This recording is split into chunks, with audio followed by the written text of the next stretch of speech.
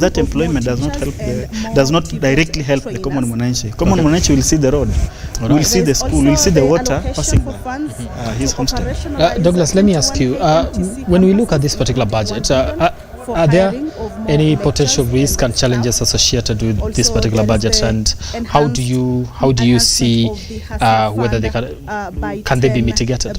Are there risks and challenges that you see with this particular budget? The government Honorable Dr. Moses Wetangula is the biggest spender. All right. Just as quick as we wind up. We understand that the government is the biggest spender.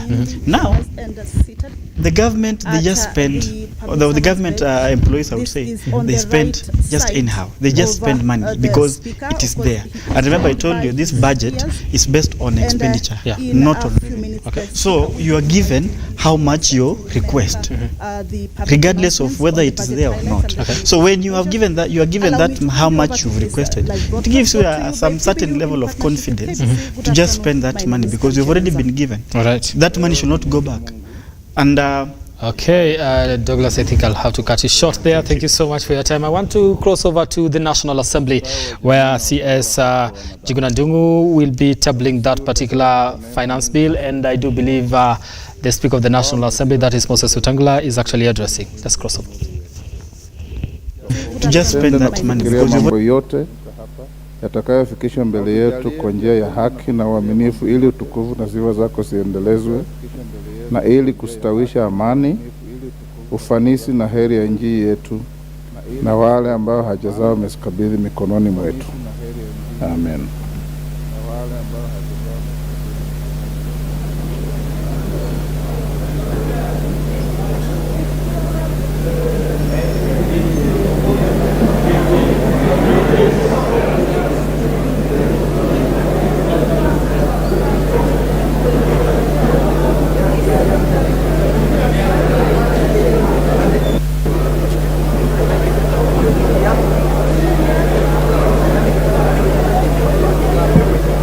Honorable members, we have quorum to transact business.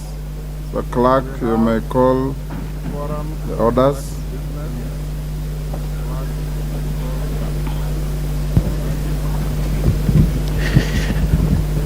Order number 1, administration of oath. Order number 2, communication from the chair. Order number 2, communication from the chair.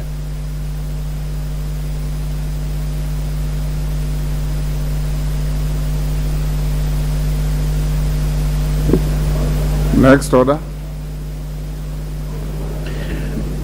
Order number 3, messages. Order number 4, petitions. Messages. Order number 5, papers. Petitions. Majority Leader. Order number 5, papers. Honorable Speaker. Order. Who is calling for point of order? Honorable Speaker.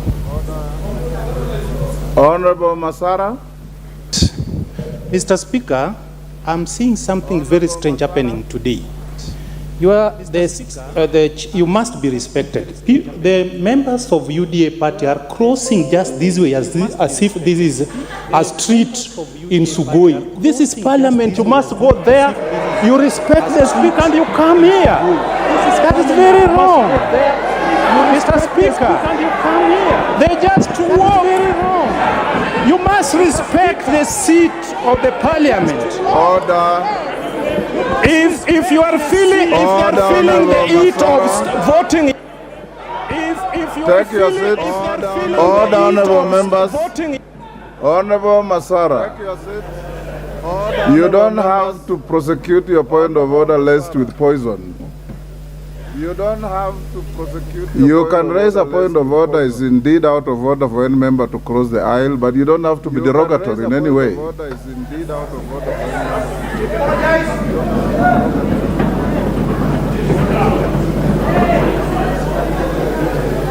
Proceed, Majority Leader. Proceed. Thank you, Honorable Speaker. Although, Honorable Speaker, Sugoi is a very important village in this country. Sugoi is a very important Honorable Speaker, I beg to lay the following papers on the table of the House today, Thursday, 15th June 2023. One, report of the National Government Budget Implementation Review for the first 9 months of the financial year 2022-2023 from the Office of the Controller of Budget. Two, County Government Budget Implementation Review report for the first 9 months of the financial year 2022-2023 from the Office of the Controller of Budget. Three, the performance audit report of the Auditor General on construction of small dams and water ponds by the Ministry of Water, Sanitation and Irrigation and implementing agencies for June 2023. And lastly, four, the annual report and financial statements for the financial year 2021-2022 from the Office of the Auditor, Office of the Controller of Budget. Thank you, Honorable Speaker. Office of the Controller. Chairperson, Special Funds, Accounts Committee. Chairperson, Special Funds, Accounts Committee. Go ahead, Honorable Fatuma. Thank you, Mr. Speaker. Go ahead. Honorable Speaker, I beg to lay the following paper on the table of the House today, Thursday, 15th June 2023. First, report of the Special Funds Accounts Committee on its consideration of the report of the Auditor General on the financial statements of the Women Enterprise Fund, Coffee Sherry Advance Revolving Fund, Strategic Food Reserve Trust Fund, Equalization Fund, Mechanical and Transport Fund, National Research Fund, Youth Enterprise Development Fund, Uwezo Fund, and Civil Service Housing Scheme Fund. Thank you, Mr. Speaker. Thank you, Honorable Fatuma. Next order. Thank you, Mr. Speaker. Order number 6, notices of motion. Next order. Under this order, Honorable Fatuma. Order number 6, notices of motion. Give notice of motion. Thank you, Mr. Speaker. Notice of motion. Chairperson, Special Funds Accounts Committee. Consideration of the report of the Auditor General. Order, Honorable Fatuma, I say I beg to give notice of the following motion. Thank you, sir. Order, Honorable Fatuma, I beg to give notice of motion. Thank you, sir. Consideration of the report of the Auditor General on the financial statement for Women Enterprise Fund, Coffee Sherry Advance Revolving Fund, Strategic Food Reserve Trust Fund, Equalization Fund, Mechanical and Transport Fund, National Research Fund, Youth Enterprise Development Fund, Uwezo Fund, Civil Servants Housing Scheme Fund. Honorable Speaker, I beg to give notice of the following motion, that this House adopts the report of the Special Funds Accounts Committee on its consideration of the report of the Auditor General on the financial statement for the Women Enterprise Fund, Coffee Sherry Advance Revolving Fund, Strategic Food Reserve Trust Fund, Equalization Fund, Mechanical and Transport Fund, National Research Fund, Youth Enterprise Development Fund, Uwezo Fund, and Civil Servants Housing Scheme Fund, laid on the table of the House on Thursday, 15th June 2023. Thank you, Mr. Speaker. Thank you, Honorable Fatuma. Clerk. Order, Clerk. Order number 7, questions and statements. Clerk, hold. What Honorable Fatuma has given as notice, you expunge the first statement she made, then start in the Hansard with I beg to give notice, right, so that the record is proper. Thank you, Fatuma. Next. Order number 7, questions and statements. Honorable members, we have no questions, we have no statements. statements. You have your Thursday statement, Majority Leader. Thank you, Honorable Speaker. Thursday statement. Honorable Speaker, pursuant to the provisions of Standing Order 44-2A, Honorable Speaker, I rise to give the following statement on behalf of the House Business Committee, which met on Tuesday, 13th June 2023, to prioritize the business for consideration during the week. Honorable Speaker, as members are aware, this week the House concluded the general debate on the budget estimates of revenue and expenditure for the financial year 2023-2024 and the medium term, and adopted the annual estimates with amendments in the Committee of Supply. Additionally, the House concluded the second reading of the Finance Bill 2023 after the Departmental Committee on Finance and National Planning tabled its report on the bill. I would like to commend the committee and indeed the House for the steadfast commitment and participation during this important business, which has sometimes gone late into the night. Honorable Speaker, members will note that I had previously conveyed that the Cabinet Secretary is for Labour and Social Protection and the Cabinet Secretary Lands, Public Works, Housing and Urban Development was scheduled to appear before the House on the afternoon of Wednesday, 14th June 2023 to respond to the questions in the plenary of the National Assembly. However, due to priority business before the House, this has been postponed to a date that shall be communicated. Honorable Speaker, with regard to the business for Tuesday next week, the House is expected to consider the Finance Bill 2023 at Committee of the whole House in the course of the week and the Appropriations Bill 2023 also in the course of the week at all stages once it is published. Debate on the following business will also continue next week. One, report of the Departmental Committee on Environment, Forestry and Mining on the ratification of the Kigali amendments on the Montreal Protocol on the substances that deplete the ozone layer. Two, the report of the Departmental Committee on Environment, Forestry and Mining on the ratification of the Bamako Convention on the ban of the importation into Africa and the control of transboundary movement and management of hazardous waste within Africa. Three, the report on United Nations Convention Against Corruption, UNCAC, and Global Parliamentarians Against Corruption, GOPAC, Annual General Meeting, and four, the second reading of the Statute Law Miscellaneous Amendments Bill of 2022. Finally, the House Business Committee, Honorable Speaker, will convene on Tuesday, 20th June 2023 to schedule business for the rest of the week. And I wish to lay the statement before the table of the House. Thank you, Honorable Speaker. Thank you. Next. Yes, Junet, what is... Mr. Speaker, in line with the statement that has been tabled by the Majority Leader, I think now there is clarity in the House that the Finance Bill is coming up for the third reading on Tuesday next week. Because, Mr. Speaker, you know, yesterday when we were debating the Finance Bill in the second reading, there was a lot of confusion that people didn't know, and many members are saying did not know that the question will be put, even though we have Standing Order 95 that allows anyone to stand up and ask for the mover to reply. But now with clarity and with a statement that now has been tabled by the Majority Leader, there is clarity that the third reading is going to happen next week on Tuesday, and members must be aware of that, especially members on our side. Now, you can prepare properly. Thank you very much. Yes, Chungwa. Honorable Speaker, you know my good friend, the Honorable Junet, might not have heard me clearly. I said from business beginning on Tuesday, in the course of the week, next week, we will have the third reading and the appropriations bill, should it be published over the weekend. But that is not to say it could be Tuesday, and the Honorable Junet is a member of the House Business Committee, and he knows it is a House Business Committee that schedules business for the week, and I believe when we meet on Tuesday 20th, we'll be able to schedule business for next week. Two, Honorable Speaker, there should be no excuse for any member of parliament to be anywhere else other than in the National Assembly, in chamber, debating, and therefore there were no surprises yesterday.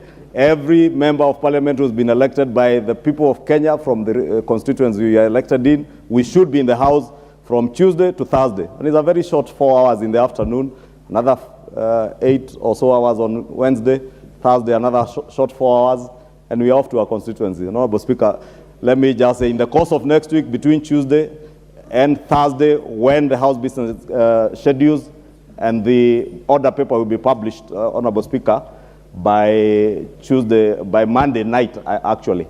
Then the House business schedules when we transact what business. Junet, you want to pursue that? There is clarity now, but you know, Mr. Speaker, the course of the week is a course that you have to, with your indulgence now, Mr. Speaker, and the mood of the House is that on Tuesday we have the Finance Bill. Can we agree tentatively here and ask the House, Order, Honorable Junet. Order, members. Order. For avoidance of any doubt and Honorable Junet's point of order, many members thought that by your vote last evening, you concluded the finance bill. You didn't. There is still the committee of the whole.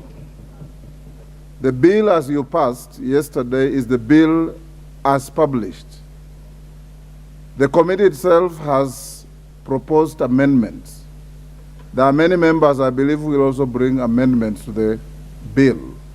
And that will be in the committee of the whole, depending on what the House Business Committee, in which Junet yourself sits, you will give direction as to whether to start on Tuesday or Wednesday or whichever day. But I believe that in the course of business, we should be able to start on Tuesday and proceed until you finish. If you want to truncate the process, you can finish on Tuesday. If you want to mount spirited competition, including but not limited to divisions, then we may be able to go on up to Thursday. But be aware that the finance bill is not done yet. Order, no more points of order. Yes, Senior Counsel. Thank you, Mr. Speaker. Mr. Speaker, I need your guidance on a procedural matter, unless it escaped my attention at any one point. I'm looking at Standing Order 244C in terms of the order in which things are to be done. It suggests to me that the budget highlights and revenue-raising measures which would be presented by the Cabinet Secretary comes first under 244C1. On the same day, under 244C4, on that same day, then the Cabinet Secretary will then present a legislative proposal. It is that legislative proposal which, once presented under now Standing Order 245, constitutes and becomes the finance bill, which then is later discussed. So, Mr. Speaker, I want to understand a situation where the finance bill was already introduced, has already come to the second reading, and the budget proposals have not been made, and the proposal by the Cabinet Secretary has not been presented. What then were we discussing? It is my understanding that if we go that way, then it means we have dispensed with the presentation of the budget proposal by the Cabinet Secretary, in which case I will seek your guidance on why the business you had indicated that will be undertaking from 3 p.m. Thank you, Mr. Speaker. Honorable Senior Counsel, the standing order you are citing was actually rendered negatory by a decision of the court that has been the creation of the process that we are undertaking. So this process is not against any law. I hear somebody saying that you participated in the court case that rendered the standing order negatory. So what we are doing is procedural, and we are not in any way flouting any standing order. It wasn't. Honorable members, I have a short communication. And Senior Counsel, we may pursue that argument later in my chamber if you so wish. And it's in relation to interruption of business, pronouncement on the budget policy highlights, and revenue-raising measures for the national government for the financial year 2023-24. Honorable members, Section 40 of the Public Finance Management Act 2012 and Standing Order 244C require the Cabinet Secretary for the National Treasury to make a public pronouncement on the budget policy highlights and revenue-raising measures for the national government each financial year. In this regard, and as communicated earlier, the Cabinet Secretary will be making this pronouncement shortly. Honorable members, I wish to recognize the dignitaries present in the galleries today. They include members of the Cabinet, led by the Prime Cabinet Secretary, the Honorable Dr. Wycliffe Musalia Mudavadi, EGH.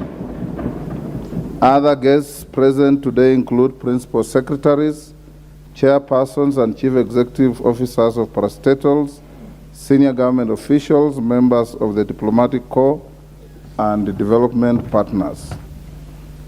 On behalf of the National Assembly and on my own behalf, I welcome all of you to the National Assembly. Honorable members, before I invite the Cabinet Secretary for the National Treasury and Economic Planning to make his pronouncement, I wish to remind the House that in accordance with the provision of Standing Order 244C3, the Cabinet Secretary shall be heard without question or clarification sought. Further, the provisions of the Parliamentary Powers and Privileges Act 2017 do apply to the Cabinet Secretary during this sitting. Not all Cabinet Secretaries present, but only the Cabinet Secretary for the Treasury and Planning. Honorable members, I now interrupt the business of the House to allow the Cabinet Secretary for the National Treasury and Economic Planning to make public pronouncement on the budget policy highlights and revenue-raising measures for the national government for the year 2023-2024 and the medium term. Cabinet Secretary for the National Treasury and Economic Planning, Professor Njuguna Ndung'u, CBS, you may now proceed. The floor is yielded to you.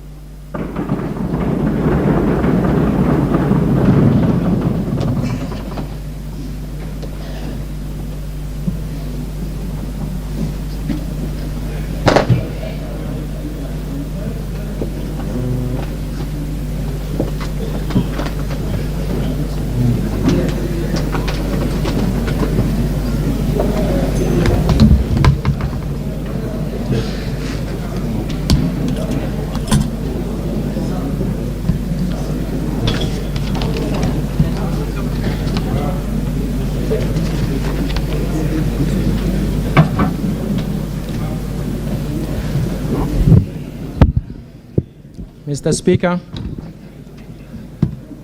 it is a great honor and privilege for me to present to this august House and to the people of the Republic of Kenya the first budget of the Kenya Kwanza administration under the... Order, members.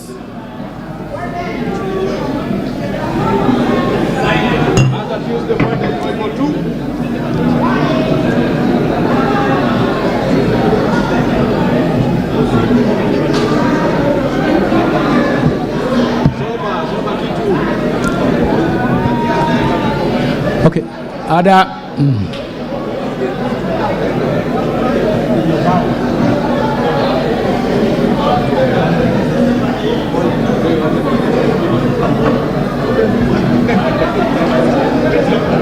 Minister, proceed. Thank you, Mr. Speaker. It is a great honor and privilege for me to present to this august House and to the people of Kenya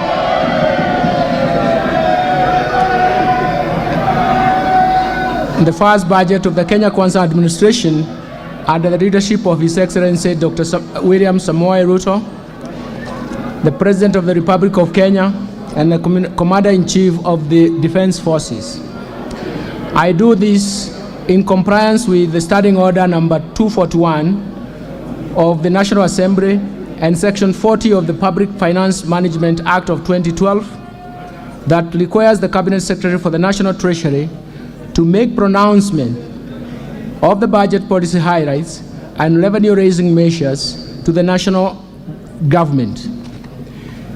This being the first budget following the conclusion of the general election held in August 2022, allow me to congratulate all the honorable members who were re-elected and those who are serving for the first time in this august House. I look forward to working closely with all of you as we implement the bottom-up economic transformation agenda designed to achieve a sustained economic recovery for improved livelihoods for all Kenyans. Before I proceed, Mr. Speaker, allow me to take this opportunity to express my deep appreciation to His Excellency, the President for appointing me to the Cabinet Secretary, to the position of the Cabinet Secretary of the National Treasury and Economic Planning, and entrusting me with the honor of overseeing the management of macroeconomic policy and public financial management for this great nation. I also wish to extend my sincere gratitude to His Excellency the President for his wise counsel during the preparations of this budget policy highlights and revenue-raising measures that will lay a strong foundation for our socio-economic transformation. Mr. Speaker, the financial year 2023-2024 budget has been prepared against a background of a challenging external and domestic environment. In addition, the COVID-19 pandemic, Kenya has, over the past years, suffered and also a series of devastating negative and persistent shocks that include the worst drought in decades, as well as adverse spillover effects of the conflict in Eastern Europe and a tight global financial market condition. The combination of all these negative and continuing shocks are what we describe as a perfect storm that has confronted this new administration. The extreme climate change events have emerged as key drivers of food security and increased cost of living. Indeed, our people are currently confronted with increasing higher prices of basic foods, commodities, energy, and transport. This calls for urgent and decisive interventions, especially on our supply side response. Mr. Speaker, in fulfillment of the requirements under the Constitution on public participation, we accorded Kenyans an opportunity to share their views on issues that needed to be addressed in this budget. Mr. Speaker, we received from many Kenyans proposals and suggestions that have informed the priorities outlined in this budget statement.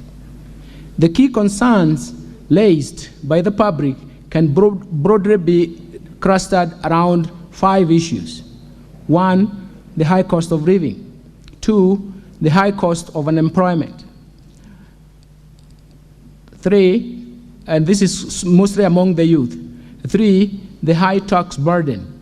And 4, the wastage of public resources. And finally, the high public debt. Mr. Speaker, having listened carefully to the concerns from the public and taking cognizance of the socio-economic and environmental challenges facing the country, the budget policy highlights seeks to provide solutions to the said concerns as we all work towards accelerating economic recovery.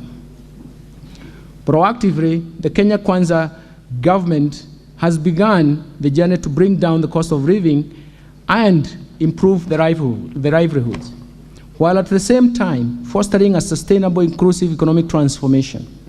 The government has taken the long-term sustainable approach of subsidizing production of goods instead of consumption to respond to the rising cost of living. In this regard, the government has instituted immediate interventions that are aimed at providing short-term solutions to the high cost of living, while at the same time building a momentum for the long-term economic vibrancy and transformation. In particular, the government has covered the following areas. First, through the e-voucher fertilizer subsidy program, availed to 6 million of 50 kilogram bags of subsidized fertilizer worth 15 billion that are retailing at a cost of 350 per bag, a reduction from the market price from 6,500 per bag, representing a subsidy of Kenya shillings 3,000 per bag. So far, the government has registered 5 million farmers nationwide and issued over 2.5 e-vouchers to registered farmers. As a result, Kenyan farmers have been able to plant at least 200,000 additional acres of food this year and used 2 million more kilograms of seeds, and that is expected to improve the agricultural yields.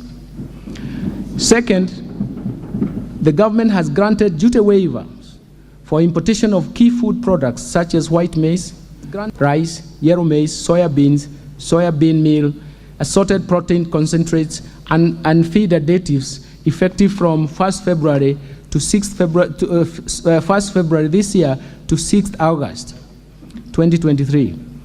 This has been done in order to bridge the food stocks deficit and will lower the cost of food prices.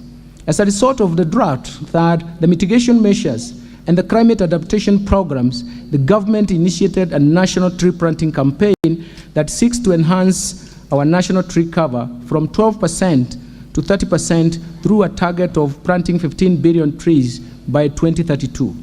In addition, the government has initiated new dam constructions to address the drought concerns and ensure Kenya has enough harvested water to facilitate a water management strategy for irrigation and food production.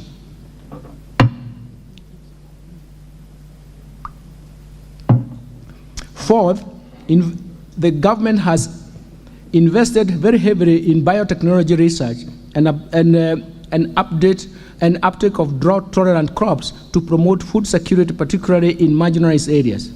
In the current year, over 250 metric tons of assorted drought-tolerant seeds valued at Kenya shillings 50 million have been distributed in Embu, Meru, Makueni, Machakos, Tharaka Nithi, Murang'a, Nyeri, Siaya, and Busia counties. Fifth, the government has reformed the National Health Insurance Fund to meet the urgent needs of Kenyans at the bottom of the socio-economic structure by actualizing its purpose as a social medical insurance facility. In addition, the government has committed to deliver universal health coverage to ensure that every Kenyan attains dignified health care at a minimum subscription fee. And finally, the government has reviewed the policy on the energy sector with the aim of developing and diversifying this market further by improving the sourcing and supply of cooking gas that inevitably has resulted in high cost that drive domestic inflation. This has allowed for additional players to be licensed and to set up liquefied petroleum gas facilities. A common use of bulk storage and even handling facility for LPG will be constructed through a private sector participation framework to enhance market certainty and stability in the use of LPG. This will cut costs of handling and evacuating gas from ships to the mainland and hence allowing dealers to pass through the cost of relief to consumers. Mr. Speaker, in order to improve service delivery and support livelihoods and businesses as well as strengthen governance institutions, the Kenya Kwanza government has, since assumption of office, established Financial Inclusion Fund. This is commonly known as the Hustlers Fund, that was set up in November 2022 to provide access to affordable credit to individuals and MSMEs, medium and small enterprises, and to encourage savings. This is an intervention that will remain at the bottom of the pyramid in order to access borrowing under the fund. A customer only needs to register through his or her mobile phone. Since the launch of the first product, the Hustler Fund Personal Loan Fund, the government has invested a total of 11 billion shillings. This money has been revolving within the fund, providing low interest rate at 8% per annum, and so far 16.07 million Kenyans, of which 7.1 million are repeat customers, have actually accessed the fund. So far, 30.8 billion has been borrowed from this revolving fund. In addition to borrowing, the fund is designed to encourage savings. To date, 1.5 billion has been saved as a mandatory savings, while Kenya shillings 17 million has been saved on a voluntary basis. We have witnessed a phenomenal growth in the number of transactions that currently stand at 43.5 million transactions. The largest number of the times a single customer borrower has borrowed from the fund is about 50 times, indicating strong traction of the Hustlers Fund. To further empower the medium and small enterprises, the government on 1st June 2023 launched the second product of the Financial Inclusion Fund. That is aimed at facilitating Kenyan access funding through groups. This follows the phenomenal success of the personal loans products under this initiative, and this will allow lending groups such as chamas and SACCOs and SACCOs. The groups can now borrow loans from between 20,000 shillings to 1 million shillings. Third, we have redesigned the competence-based education curriculum to make it responsive to our education needs. And fourth, I've employed over 30,000 teachers in a historic and unprecedented drive to improve the national teacher-pupil ratio and enhance performance. Fifth, government has introduced a new funding model for higher education that will make the universities and technical training fully inclusive, financially self-sufficient, and also capable of competing with their peers globally while contributing to our national socio-economic transformation. Sixth, the government has established the National Open University in order to make higher education inexpensive, affordable, accessible, inclusive, and attainable to all. The university will create its charter before the end of this month, that is June 2023.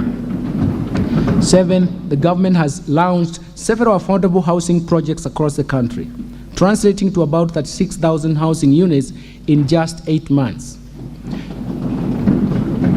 Eighth, the government has proposed and moved with digitalization, and the digitalized and automated services to the tune of 3,570 of government services through the eCitizen platform that has enhanced access to government services and brought greater convenience to citizens.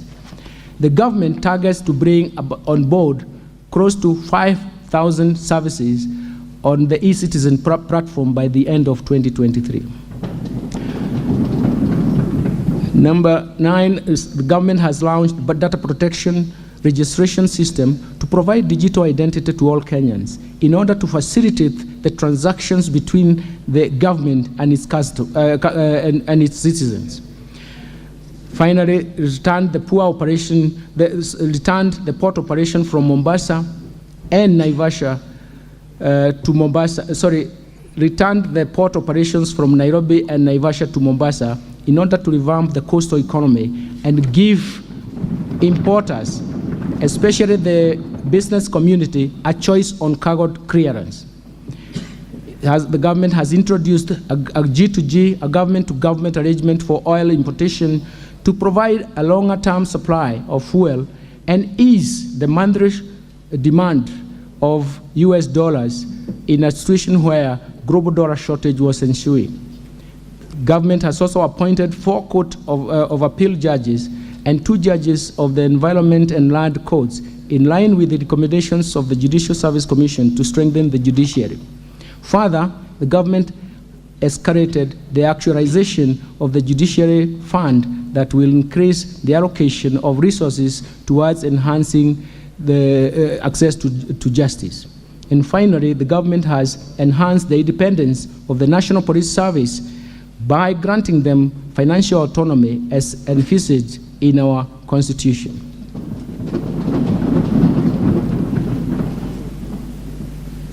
Mr. Speaker, while we celebrate these achievements, we are aware that a lot remains to be done in order to decisively deal with the pressing socioeconomic challenges. First, to reverse the effect of the recent past negative shocks that have been persistent. And second, to improve and accelerate the betterment of the livelihoods of Kenyans. It is for this reason that the government is implementing the bottom-up economic transformation agenda, popularly referred to as BETTER, which is geared towards economic turnaround and inclusive growth. It is aligned to this agenda. It is in alignment to this agenda for this year's budget theme carries that spirit.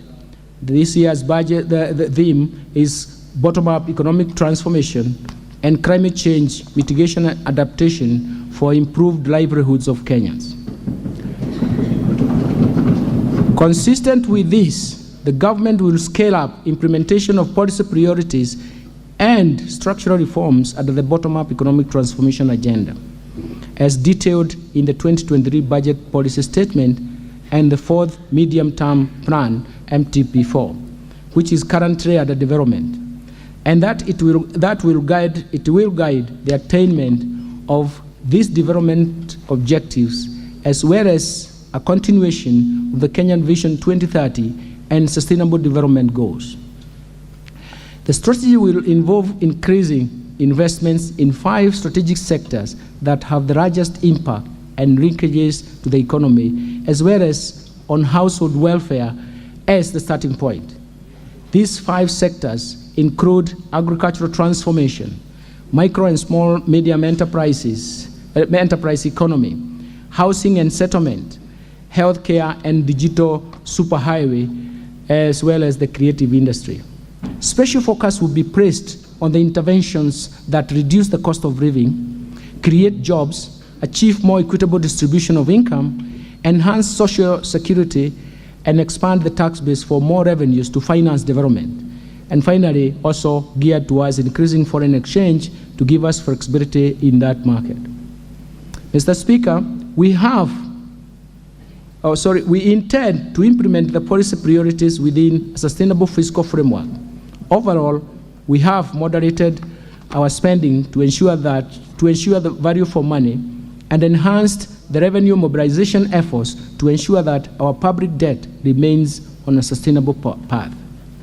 Prioritization is critical because resources are scarce, thus limiting our capacity and desire to cover everything at once. In this regard, the budgeting process for the priority programs under the bottom-up economic transformation agenda will be managed through a value chain approach.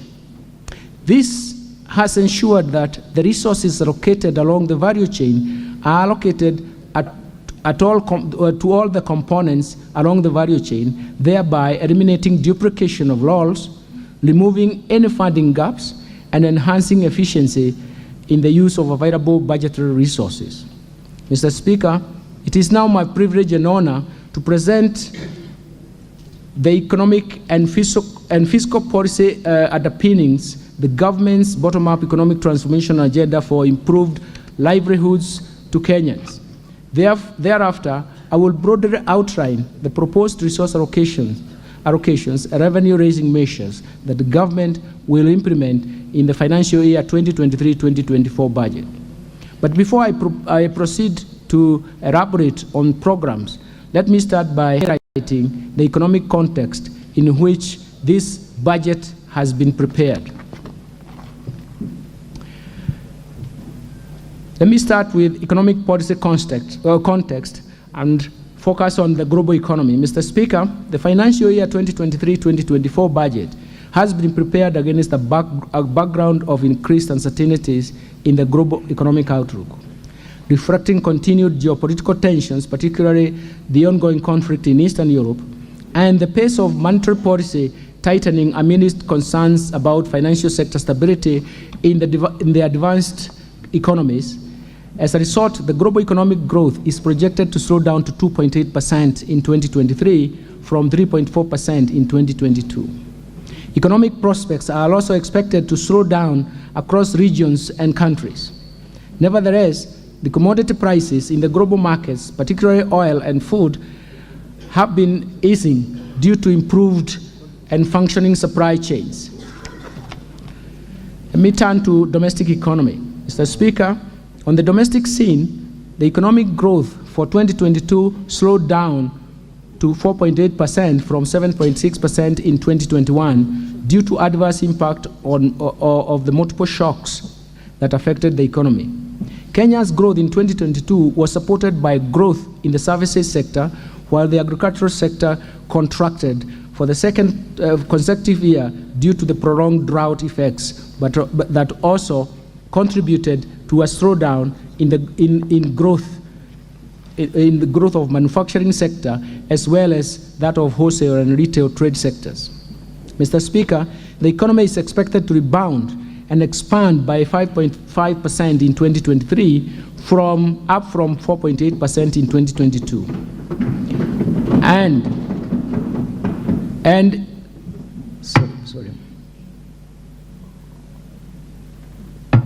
it is supposed to maintain that pace of the medium term. The growth will be supported by a broad-based private sector-led growth, including continued strong performance of the services sector and the recovery from the agricultural sector due to improved weather conditions during the March-May rainy season. This growth outlook will be reinforced by interventions being implemented by the government under the bottom-up economic transformation agenda that include the provision of subsidized fertilizer and seeds to farmers during the planting season. Further, economic activity is expected to improve and drive aggregate demand expansion as the international community, international commodity prices is coupled with improved exports and resilient private sector consumption, as well as the ongoing public-private investments. Mr. Speaker, the government will continue to support economic recovery by pursuing prudent macroeconomic policies geared towards reducing debt vulnerabilities and supporting sustainable and inclusive development.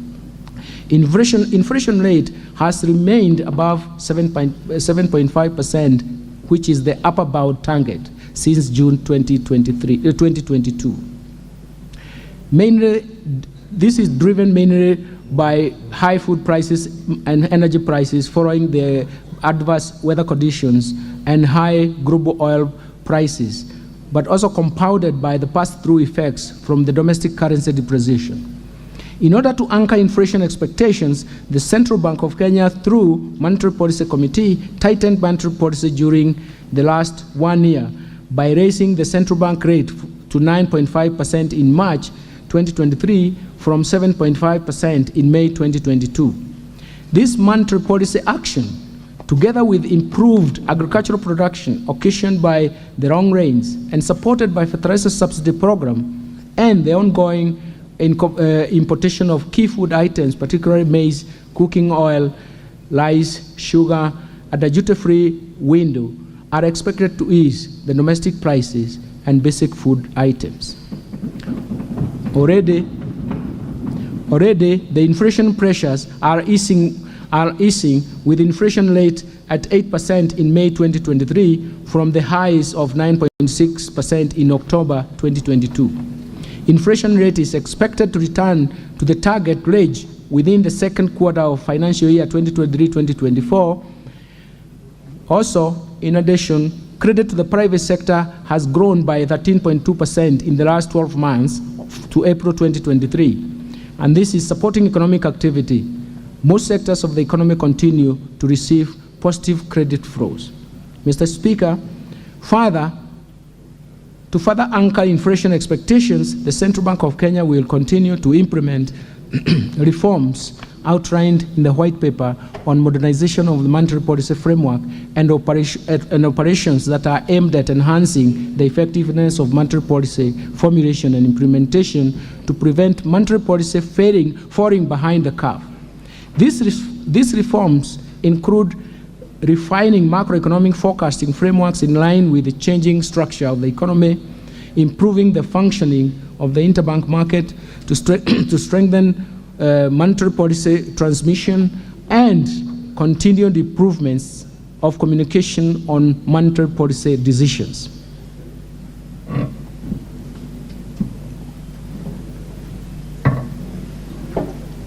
Mr. Speaker, the fiscal policy stance over the medium term aims at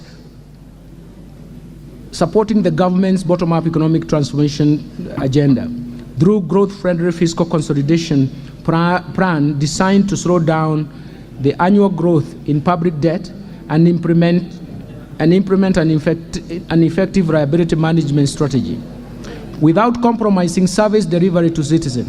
This will improve the country's debt sustainability position.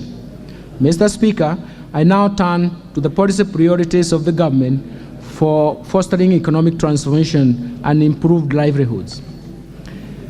The policy priorities and structural reforms for improved livelihoods start with the bottom-up economic transformation agenda. Mr. Speaker, This year's budget places special emphasis on priorities at the bottom-up economic transformation agenda, which is detailed in 2023 budget policy statement that was approved by this House in March 2023. This agenda is premised to address the challenges of the economy is facing, to stimulate economic recovery, bolster resilience while building on the success realized over time. The strategy will involve increasing investment in at least 5 sectors envisaged to have the largest impact and linkages to the economy, as well as on household welfare. The priority programs are classified under 2 categories, namely the core pillars and the enablers that aim at the creation of a conducive business environment for socio-economic transformation. Mr. Speaker, as indicated earlier, in this statement, the core pillars include agricultural transformation, micro, small, and medium enterprises of the economy, housing and settlement, healthcare, and digital superhighway, and in creative industry. In order to make this program feasible, the government will implement strategic interventions under the following key enablers. First, the infrastructure, manufacturing, the blue economy, the services sector, the environment and climate change, education and training, women agenda, youth empowerment and development agenda, social protection, sports, culture and arts, as well as the governance. Mr. Speaker, in order to realize the aspirations of the bottom-up economic transformation agenda, the government will first continue to maintain macroeconomic stability and enhance the security to foster and secure conducive business environment for all Kenyans and their investment. Second, the government will intensify national infrastructure development and connectivity of roads and port, energy and fiber optic infrastructure to lower the cost of movement of people and goods, lower the cost of doing business, thereby enhancing profitability of businesses. Third, the government will enhance investment in key economic sectors for broad-based sustainable economic recovery by promoting agricultural transformation, growth in manufacturing, environmental conservation and water supply, food security, climate change mitigation and adaptation, tourism recovery, and sustainable land use and management. In this regard, food security and climate change will also become a focal point for policy formulation going forward. Fourth, the government will expand access to quality social services in health, education, and appropriate social safety nets for the vulnerable population. And finally, the government will support the youth, women, persons living with disabilities through government-funded empowerment programs that leverage on partnership with private sector organizations.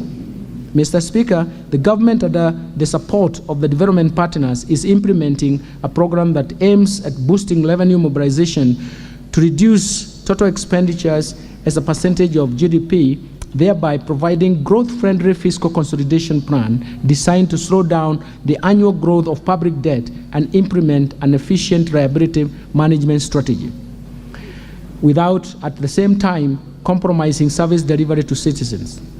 The fiscal consolidation plan targets to gradually reduce the fiscal deficit, including grants, from 6.2% of GDP in the financial year 2021-2022 to 5.8% of GDP in the financial year 2022-2023 to 4.4% of GDP in financial year 2023-2024, and further reduce the fiscal gap further to 3.6% in financial year 2025-2026. Mr. Speaker, we are truly grateful as a nation to our development partners who have over the years provided financial resources to support the implementation of government programs, government policy, as well as structural reforms. In particular, allow me to single out the multilateral institutions, specifically the World Bank and the International Monetary Fund, the European Union, the African Development Bank, and the many bilateral donors, institutions, and governments that have walked the journey of socio-economic transformation with Kenya. Mr. Speaker, Kenya has continued to successfully implement the Extended Fund Facility and Extended Credit Facility, EFF and ECF arrangements supported by the IMF, the International Monetary Fund. We concluded the 5th review of the program in May 2023, and we agreed on the augmentation of access under the program of 75% of the quota, that is SDR special drawing rights for 407 million.1, or which is about US $544.3 million, an extension of the duration of the EFF, ECF arrangement by 10 months to April 2025 to allow sufficient time for meeting the program objectives, and on a new 20-month Resilience and Sustainability Facility, RSF, arrangement that will allow us to access 75% of our quota that will run parallel with the EFF, ECF program arrangements until April 2025. Once approved by the IMF Executive Board in July 2023, Kenya will immediately access SDR 306.7 million, which is about $410 million, including from the augmentation of the access under ECF, EFF. This will bring the cumulative IMF financial support disbursed under the EFF, ECF program arrangements to SDR 1.509 billion, or about $2.017 billion. And for us, that's why we are appreciative of this multilateral institution. The government will also access additional SDR 407.1 million, about $443 million under the new 20-month Resilience Sustainability Facility arrangement upon successful next review. Mr. Speaker, when combined with RSF support, the cumulative IMF commitment to Kenya will be about SDR 2.633 billion, which is about $3.52 billion by April 2025. Mr. Speaker, as a stopgap measure to ease the pressure on the domestic supply of petroleum products, as well as ease pressure on the Kenya shilling arising due to the global shortage of US dollars in the domestic market, we have introduced an innovative new government-to-government arrangement for fuel importation through Legal Notice number 3 of 2023. That legal notice allows us to import the importation of petroleum products by private sector through the current open tender system, OTS. To date, the monthly importation of petroleum products is approximately 740,000 metric tons, of which 60% is consumed in the domestic market, while 40% is for transit markets in the region. This product is currently paid for using United States dollars, which puts strain on foreign exchange availability and pressure on nominal exchange rate and ensuing exchange rate volatility in the market on a monthly basis. Mr. Speaker, to contain the pressure of the US dollar availability in the market, as well as exchange rate volatility on a monthly basis, the government entered into a memorandum of understanding with governments of oil-producing countries under which framework agreements have been signed with petroleum exporting companies for the supply of petroleum products on extended credit period of 180 days. The objective of this arrangement is first to ease the monthly demand of the US dollars in the foreign exchange market that is driven by petroleum imports, and by extending time required to source the US dollars from the current 5 days to 180 days.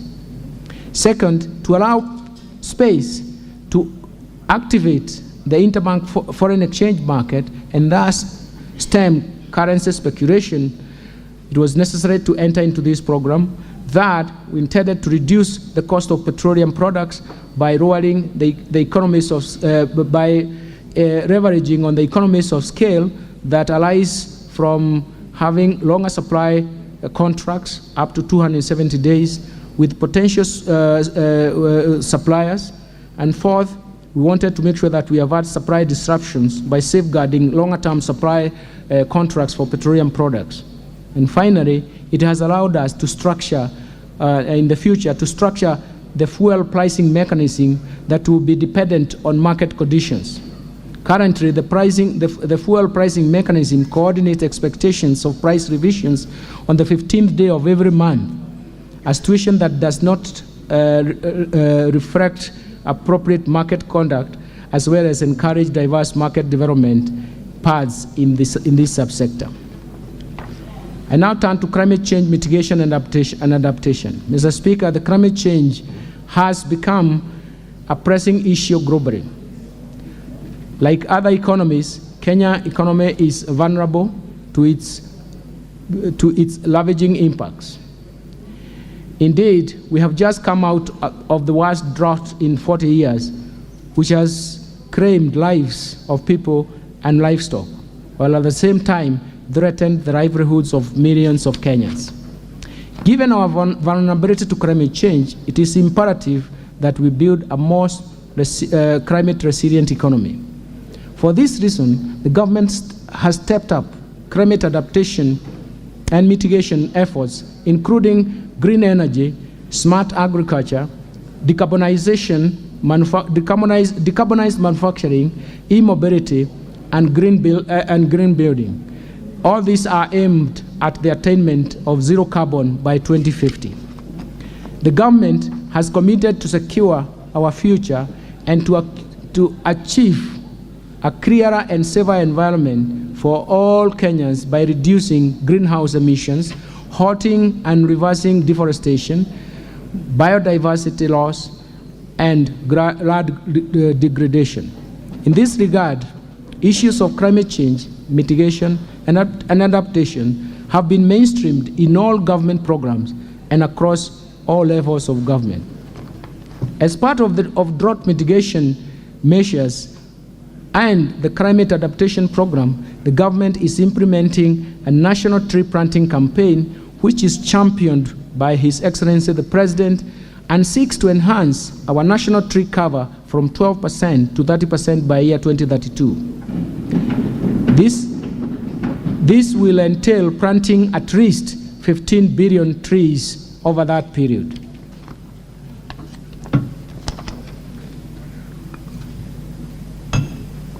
Mr. Speaker, climate financing has emerged as a very important means of implementation of climate change and for promoting sustainable development and financial sector development. To enhance financial flows from the Green Climate Fund, GCF, the government will continue to implement National Green Climate Fund strategy, which provides an elaborate framework of coordinating and attracting resources from the Green Climate Fund. The government will also implement financing locally led climate action, we call it FROCA program, in collaboration with county governments and development partners to manage climate risks. Further, to support our climate change efforts and characterize additional climate finance from other official and private partners, we have agreed with the IMF on a new 20-month resilience sustainability facility arrangement that will run in parallel with the current program arrangement until April 2025. Mr. Speaker, the government last year committed to fast-track the enactment of Disaster Risk Management Bill and finalize the Public Finance Management, Disaster Risk Management Fund regulations. These are meant to strengthen the disaster risk management in the country, given that Kenya is predisposed to various disasters, some of which are exacerbated by the ravaging effects of climate change. These disasters often have a huge negative impact on the economy. I wish to report that the relevant departmental committee of this House is in the process of considering registration on matters relating to disaster risk management. I urge this House to prioritize this matter to enable Kenya have an overarching framework on disaster risk management. I will later be submitting to this House For consideration, the Public Finance Management, into brackets, the Disaster Risk Management Fund Regulations 2023 that will enable the establishment of the Disaster Risk Management Fund. Let me turn to legal and policy, legal and institutional reforms. Mr. Speaker, the government's bottom-up economic transformation agenda, BETR, will be underpinned by sound and appropriate policy, legal and institutional reforms that are aimed at improving the business environment, increasing the efficiency of public service delivery, and strengthening the accountability and transparency in public finance management. These reforms are outlined as follows. First, the procurement reforms. Mr. Speaker, on a continuous basis, the government reviews the procurement policies and procedures to ensure that we achieve efficiency and transparency and enhance good governance and promote savings in the procurement process. This is one critical area that government can achieve efficiency and unlock savings given the limited financial resources and fiscal space. With this in mind, Mr. Speaker, last year, the National Treasury committed to this House to roll out an end-to-end e-government procurement system, EGP, with a pilot phase commencing in July 2022 and a target date for full rollout to all ministries, departments, and agencies in January 2023. I wish to report to this House that the process is still in progress, albeit with some delays.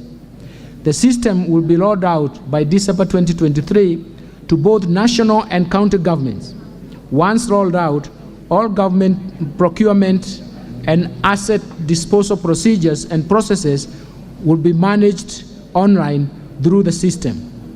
The system will enhance efficiency and transparency in the procurement functions. The system will also ease cost of doing business with the government and has the capabilities of monitoring and tracking all public procurement and asset disposals. Mr. Speaker, the government remains committed to facilitate access to government procurement opportunities and empower the MSMEs owned by women, youth, and persons with disabilities. This remains a key priority of government under the bottom-up economic transformation agenda.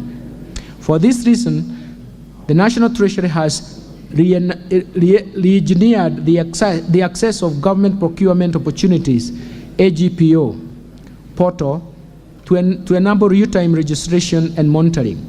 The National Treasury has also directed all procuring entities to ensure prompt payment of all contracts successfully implemented under the AGPO that will enable businesses owned by the target group access liquidity promptly.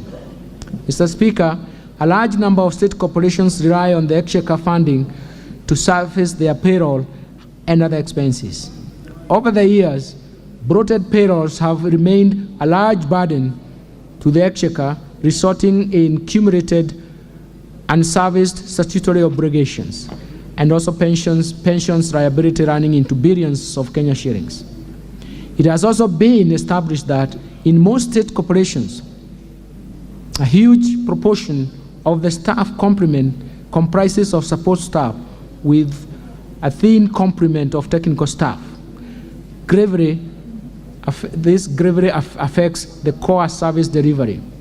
To address this challenge, the State Corporations Advisory Committee, SCAC, will immediately embark on an aggressive program to rationalize staff establishment to keep them lean and strictly adhere to 70-30 ratio of technical staff to support staff. In addition, the National Treasury shall henceforth only approve budgets for hiring staff for only state corporations that have received approvals from the State Corporations Advisory Committee, the Public Service Commission, PSV, and Salary and Remuneration Committee together jointly. This requirement is in addition to confirmation of the requisite funding. Mr. Speaker, to support the restructuring of the state corporation, the Cabinet approved the Privatization Bill 2023. It seeks to repeal the Privatization Act of 2005 and streamline the privatization process and in order to restructure the state-owned enterprises. This was subsequently submitted to this House by the National Treasury in May 2023. The bill, once enacted, will enable the selected state-owned enterprises to achieve their full potential by entrenching commercial principles and reduce their reliance on the exchequer funding. I urge honorable members to support the government in this endeavor.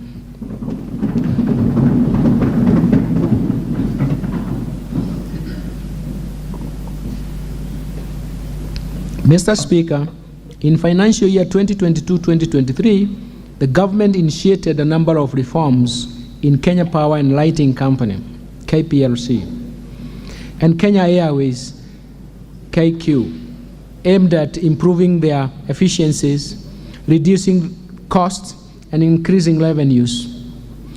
To further enhance KPLC's financial sustainability, the government will restructure the balance sheet, mainly focusing on the huge loan balances, payables, and receivables. This will in turn address the current huge liquidity gap at KPLC. Towards this end, the government will implement a 4-point action plan focusing on, first, transfer of all transmission asset lines to Kenya Electricity Transmission Company, KETRACO. Second, the government will settle outstanding rural electrification schemes, RES operations, and maintenance costs, which has a deficit of 19.4 billion as of June 2022, and ensure that KPLC and Rural Electrification and Renewable Energy Corporation enter into a commercial contract for the future rural electrification schemes maintenance costs. Third, the government will develop and implement a turnaround strategy that includes the reduction of system losses from the current 22.4% to 14.4% by end of June 2025.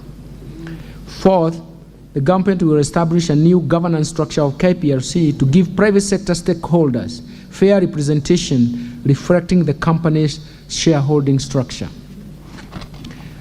With regard to Kenya Airways, the government's policy stance is to turn around the airline and position it as a Pan-African carrier that will ensure it is run with profitability and sustainability objectives, eventually reducing the airline's dependency on budgetary support. Let me turn now to pending bills for the national and county governments. Mr. Speaker, the total outstanding national government's pending bills as of 31st March 2023 amounted to 537.2 billion, comprising of 450 billion for state corporations, semi-autonomous government agencies, and Kenya shillings 79.3 billion for ministries, departments, and agencies. During the same reporting period, the county governments reported pending bills of Kenya shillings 159.7 billion. The management of the pending bills is a challenge. In the public eye will form an important benchmark, and in the public eye it will form an important benchmark upon which the overall integrity of government style of financial management will be tested and judged.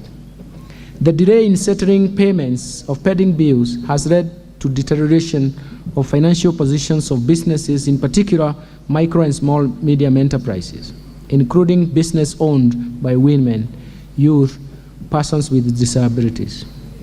In view of the above, the National Treasury has prepared a cabinet memo requesting the cabinet to approve the establishment of a pending bills verification committee to carry out a thorough analysis of the stock of all pending bills and advice on how the bills would be settled. Once the outstanding pending bills are cleared by the Verification Committee, the National Treasury will direct all entities to ensure strict adherence to Public Finance Management Act of 2012 and clear pending bills as a first charge on the budget of the concerned entity in the subsequent financial years. Let me turn now to financial sector stability and development. Mr. Speaker, the banking sector remained stable and resilient in 2022. Deposits held by the sector increased by 12.3%, while pre-tax profits increased by 22.0%. On the other hand, gross non-performing loans for the sector stood at 13.3% in December 2022, a decline from 14.7% in June 2022. The need to build resilience and to exploit emerging opportunities has led to increased consolidation as well as regional expansion through acquisitions. This has led to strong institutions supporting the stability of the banking sector. The sector is therefore expected to remain sound and stable in 2023, building on the reform initiatives and buffers that have been built over the years. Mr. Speaker, in order to address consumer protection concerns arising from unregulated digital lenders, the Central Bank of Kenya introduced Digital Credit Providers Regulations 2022 that were approved in May 2022. They provide regulations and guidelines for the licensing and oversight of previously unregulated digital credit providers. I'm happy to report that by the end of March 2023, 32 digital credit providers have been licensed, while others are at different approval stages. More importantly, the Central Bank of Kenya is working with other agencies and regulators, including the Office of the Data Protection Commissioner, to ensure all digital credit providers are brought into the regulatory perimeter to protect consumers. Mr. Speaker, in an effort to transform Kenya's financial markets, the Central Bank will soon launch the upgraded Central Securities Depository Code named DAO CSD. The upgraded Central Securities Depository will improve financial market liquidity, enhance operational efficiency in domestic debt market, further promoting market deepening, and also broadening financial inclusion through expansion of digital access and position Kenya as the preferred financial hub in the region. The Central Securities Depository will also scale up services to the public sector, to the public market participants, and support our diaspora investors via a versatile and highly scalable digital solution with capacity to deliver seamless investor experience and convenience. Mr. Speaker, since the launch of the National Payments Strategy 2023-2025 in February 2022, the Central Bank has implemented major initiatives to improve quality, access, and affordability of payment services to Kenyans. These include implementation of mobile money interoperability, licensing of new payment service providers, and rollout of key standards that increase convenience of payment services in line with global best practices. Building on these gains, in the financial year 2023-2024, the Central Bank, together with other stakeholders, will first undertake a comprehensive review of the National Payments System Act of 2011 and National Payment System Regulations of 2014 to modernize Kenya's payments legal and regulatory framework in line with emerging trends, innovations, and enhanced oversight for improved service delivery to Kenyans. Second, it will develop and implement an interoperable payments platform to unlock cost-effective, real-time, and retail payments across banks, payment service providers, card schemes, and other regulated financial institutions. This will further contribute to lowering the cost of these services, increase choice, competition, stability, and widespread adoption of digital payments among Kenyans. Mr. Speaker, in order to reduce money laundering vulnerability, the central bank has reviewed and enhanced the banking sector Know Your Customer KYC and Customer Due Diligence CDD processes. This will further strengthen the effectiveness of the banking sector, anti-money laundering and combating of financing of terrorism and the proliferation of financing, PF, risk-based supervisory framework. Indeed, AML CFT PF regime is important to uphold. Let me turn to deposit insurance reform. Mr. Speaker, financial stability risks have increased rapidly as the resilience of the global financial system has been tested by high inflation and rising interest rates. In order to enhance protection of the depositors, the Kenya Deposit Insurance Corporation is in the process of reviewing the current coverage remit of 500,000 with a view to ascertain its adequacy in protecting the micro, small, and medium enterprises. In addition, the corporation has developed an alternative dispute resolution mechanism and framework to address disputes between financial institutions that have been crossed and their respective stakeholders, thereby fast-tracking release of available resources and winding up those banks under liquidation. Let me turn to Capital Markets Authority, Mr. Speaker. The Capital Markets Authority, capital markets remain a critical catalyst in mobilizing of savings and investments towards productive enterprise in Kenya. In order to support micro and small medium enterprises, access to financing via capital markets, the Capital Markets Authority has developed the Capital Markets Public Offers Discount Regulations for 2023. These regulations will enable MSMEs raise debt and equity capital via Nairobi Securities Exchange. The authority is also implementing the Capital Markets Investment-Based Crowdfunding Regulations 2022, and that will support Kenyan startups to raise finance from both global and local investors. Mr. Speaker, as part of these initiatives to support the real estate sector, the Lab Trust, Imara Real Estate Investment Trust, late, has been listed in Nairobi Securities Exchange following the approval of the Capital Markets Authority. This will provide investors with a unique opportunity to invest in a diversified portfolio of income-generating real estate assets. Let me turn now to pension reforms. Mr. Speaker, pension coverage in Kenya currently stands at 22% of the working population, leaving majority of Kenyans without a pension cover. This underscores the need to extend pension coverage to the informal sector, which constitutes the majority of our workforce. To this end, Mr. Speaker, the government is working on a national pensions policy to address key concerns on coverage, portability of schemes, reciprocal arrangements to address concerns of Kenyans in the diaspora, and mitigate the fragmentation in the sector.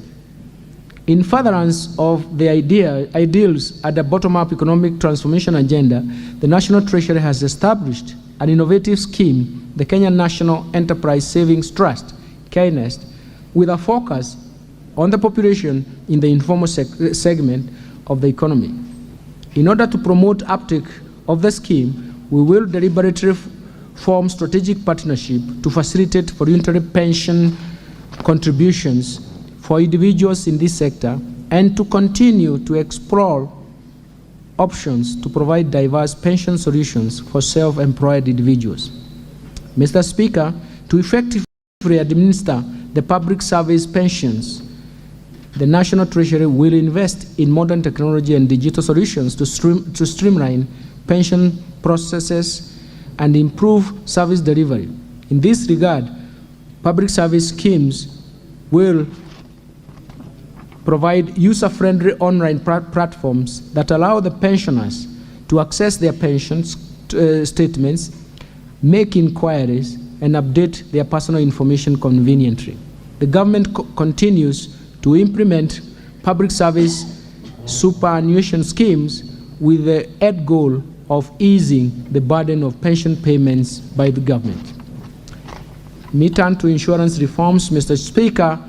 In the past 2 years, the insurance sector has grown by 3.36 billion shillings from a premium of 273 billion.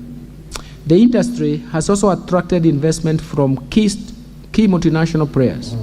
In order to further enhance the growth of the sector, the Insurance Regulatory Authority has rolled out a micro-insurance framework that will contribute to increase penetration coverage for the individuals with low incomes. The authority will strengthen private insurance's role in the universal health care coverage, promote crop and livestock insurance, as well as support insurance for MSMEs. Mr. Speaker, there are no deterrent measures under the Insurance Act to motivate accountability and observance of directors' duties as well as senior managers' professional responsibilities. To address this shortcoming, I have submitted to this House Insurance Amendment Bill 2023 to provide for offenses relating to the management of an insurer. In addition, the bill will contain other amendments aimed at enhancing the efficiency of the Insurance Regulatory Authority in regulating the insurance industry. Let me turn to SACCO societies reforms, Mr. Speaker. The SACCO industry is characterized by many small and medium-sized SACCOs that find it difficult to effectively compete in the deposit-taking and credit markets. To address this challenge, the SACCO Societies Regulatory Authority, SASRA, is working on amendments to SACCO Societies Act 2008 that will provide the licensing and supervision of shared SACCO services platform. This initiative will improve the efficiency and competitiveness of SACCOs through establishment of cost-sharing digital platform to enable small SACCOs achieve economies of scale, while at the same time mainstreaming regulatory compliance in a cost-effective manner. Mr. Speaker, 12 years ago, the government introduced prudential regulation to secure financial stability of SACCOs and boost savings for members. However, there has been a lack of a resolution mechanism for financially distressed SACCOs. In addition to addressing these challenges, the SACCO Society Regulatory Authority has proposed amendments to the SACCO Societies Act 2008 to provide for a framework for appointment of trustees to the Deposit Guarantee Fund for SACCOs in Kenya, DGF. Let me turn to unclaimed financial assets, Mr. Speaker. The Unclaimed Financial Assets Authority Act does not provide for claimers to designate a beneficiary of their assets or to a cause of their choice, and therefore any claim must be paid to the claimant. To address this, I have proposed to amend the Unclaimed Financial Assets Authority Act so as to empower claimants to designate beneficiaries of the unclaimed asset or to a cause of their choice. Let me turn to ease of doing business, Mr. Chairman, and consumer protection. Mr. Speaker. Mr. Speaker, in order to ease the cost of doing business and minimize compliance costs for micro, small, and medium enterprises, the Competition Authority of Kenya will exempt medium and small enterprise sector from merger notifications, thus enabling startups, digital businesses, among others. Further, the authority will monitor and conduct surveillance audits specifically in the manufacturing and agro-processing sector so as to protect MSMEs from incidences and abuse of buyer power. Second, implement codes of practice. The Competition Authority will implement codes of practice to ensure that MSMEs in the retail and insurance sectors are protected from powerful buyers. The Competition Authority will screen and investigate infractions such as suspected cartels or abuse of dominance conduct, such as excessive pricing, price discrimination, predatory pricing, margin squeeze, to ensure a level playing field. And the Competition Authority will actualize and initiate actualize the initiative started with the National Assembly to address the issue of price fixing by professional services to make the fees competitive and improve the quality of services. On consumer protection, the authority will monitor and investigate emerging consumer issues on the utility sector, pharmaceuticals, digital financial services, e-commerce, insurance, aviation, and safety of basic commodities. In addition, the authority will seek redress through replacement or refunds to customers affected by dark commercial patterns, scams, fraud under the digital economy. Let me turn now to the fiscal framework. Mr. Speaker, the government fiscal policy for the financial year 2023-2024 and the medium-term budget aims at undertaking a growth-friendly fiscal consolidation plan to ensure debt sustainability. This will be achieved through improved revenue collection, primarily through broadening of the tax base and containing overall expenditure to target set, while prioritizing higher impact social and investment expenditure. Mr. Speaker, the fiscal policy targets to grow total revenues to 17.9% of GDP in financial year 2023-2024 and above 18.3% of GDP over the medium term. As part of the economic turnaround plan, the government will scale up revenue collection efforts by the Kenya Revenue Authority, KRA, to a target of Kenya shillings 4.0 trillion over the medium term. In order to achieve this, the government is undertaking a combination of both tax administrative measures and tax policy reforms. Mr. Speaker, regarding tax policy, the government will implement the national tax policy and finalize the medium-term revenue strategy for the period financial year 2023-2024 to 2026-2027. The national tax policy, which is before this House, will enhance the administrative efficiency of the tax system, provide consistency and certainty in tax registration and management of tax expenditures. The medium-term revenue strategy comprises rigorous administrative and policy measures to reform the tax system, which is expected to boost tax revenue over the medium term.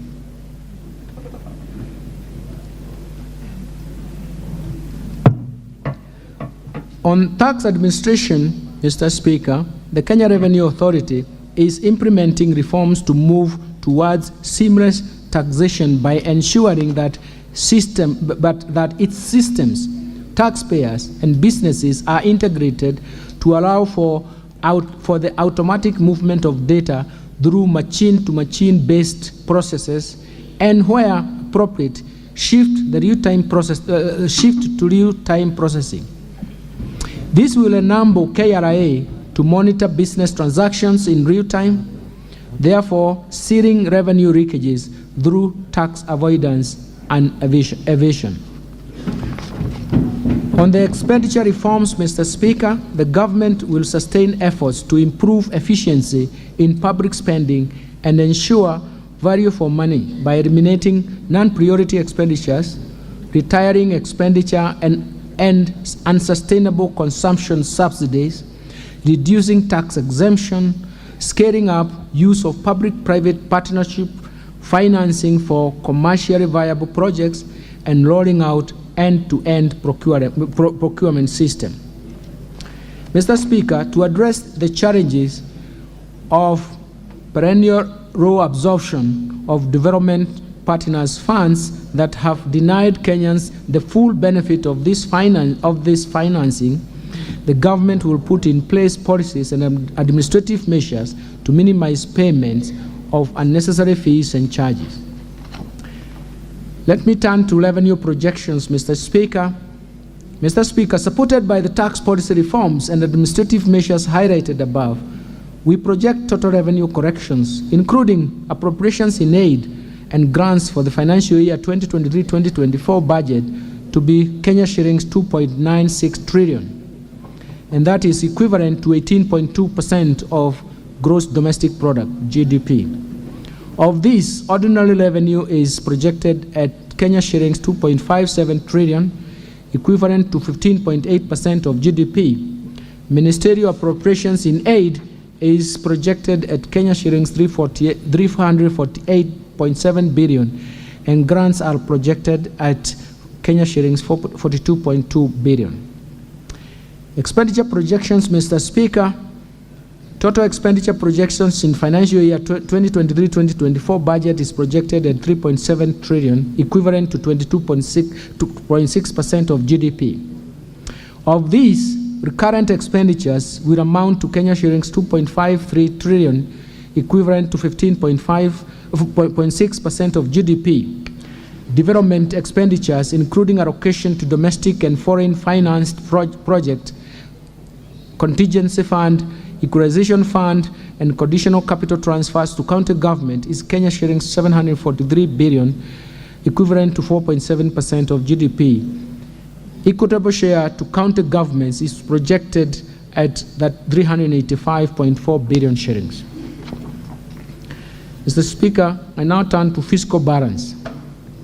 Mr. Speaker, given the projected revenue and grants against the projected expenditures, the fiscal gap of fiscal deficit is projected to decline from Kenya shillings 718.0 billion, equivalent to 4.4% of GDP in financial year 2023-2024, from a projected Kenya shillings 840.9 billion, equivalent to 5.8% of GDP in financial year 2022-2023. The fiscal deficit will be financed through net external financing of a Kenya shillings 131.5 billion, equivalent to 0.8% of GDP, and net domestic financing of 586.5 billion, and that is equivalent to 3.6% of GDP. Mr. Speaker, our medium-term fiscal consolidation policy targets to progressively reduce the level of fiscal deficit from the expected 5.8% of GDP in financial year 2022-2023 to 3.6% of GDP in the financial year 2026 to 2027. Let me turn to public debt management, Mr. Speaker. Kenya's public debt remains sustainable, but with elevated risks of debt distress due to persistent global shocks that adversely affect the liquidity ratios. The depreciation of the Kenya shilling against major currencies and the rise of interest rates have elevated cost of debt service. Further, the depreciation of the currency has increased the size of the public debt stock, as half of the public debt is actually denominated in foreign currency. Although the debt burden has risen, Kenya has not accumulated debt service arrears, and the government is committed to honor all public debt obligations as they fall due. Over the medium term, revenue-driven fiscal consolidation policy stance is expected to improve further the country's debt sustainability ratios and debt carrying capacity. Mr. Speaker, the current limit of the debt as approved in 2020 by this House is Kenya shillings 10 trillion. Guided by the best practice, the government intends to change the public debt ceiling from a numerical number to a debt anchor in the form of a ratio of public debt to GDP in present value terms. The proposed change to the debt ceiling provides an appropriate guide for optimal level of public debt based on the country's ability to pay.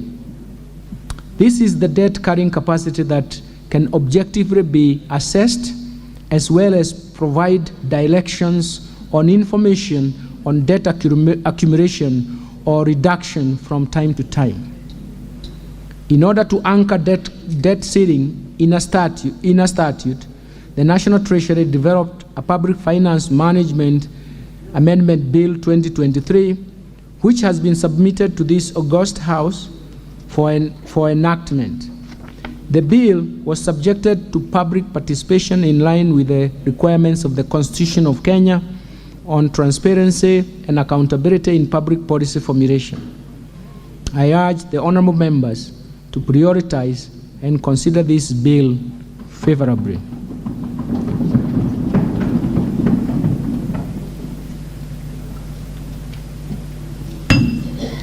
Mr. Speaker, the external debt service is projected to increase to Kenya shillings 475.6 billion in financial year 2023-2024 from Kenya shillings 242.1 billion in the financial year 2023 for financial year 2022-2023, mainly reflecting redemption of the US dollar 2.0 billion Eurobond, which is approximately 241.8 billion with the current exchange rate.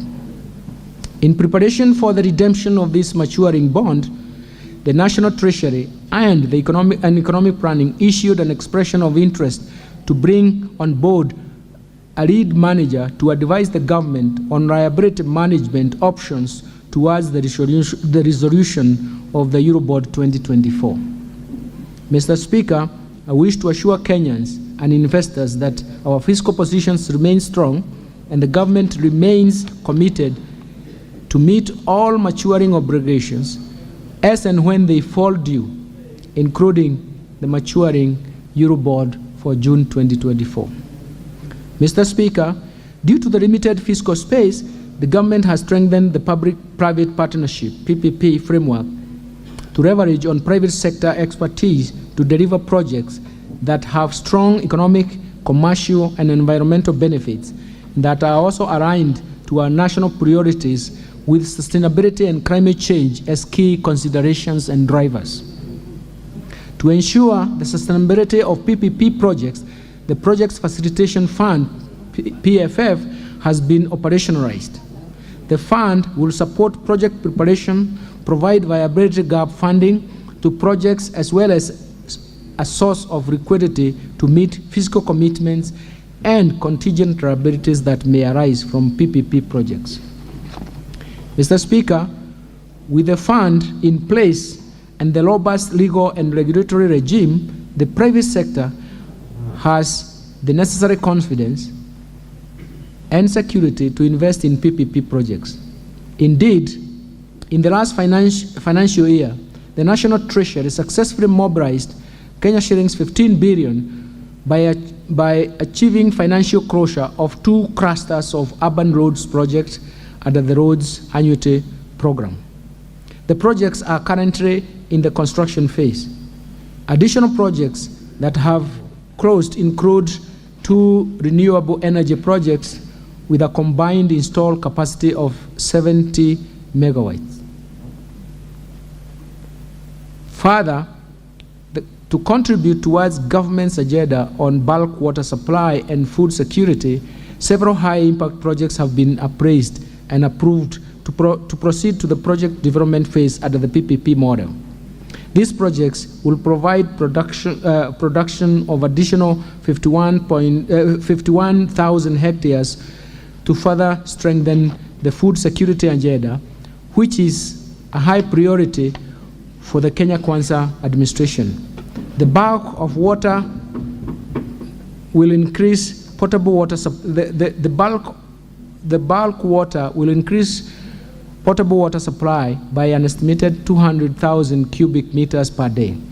The National Treasury and the Ministry of Water and Sanitation have developed a water purchase agreement which will pave way for the private sector to develop projects in a sustainable way.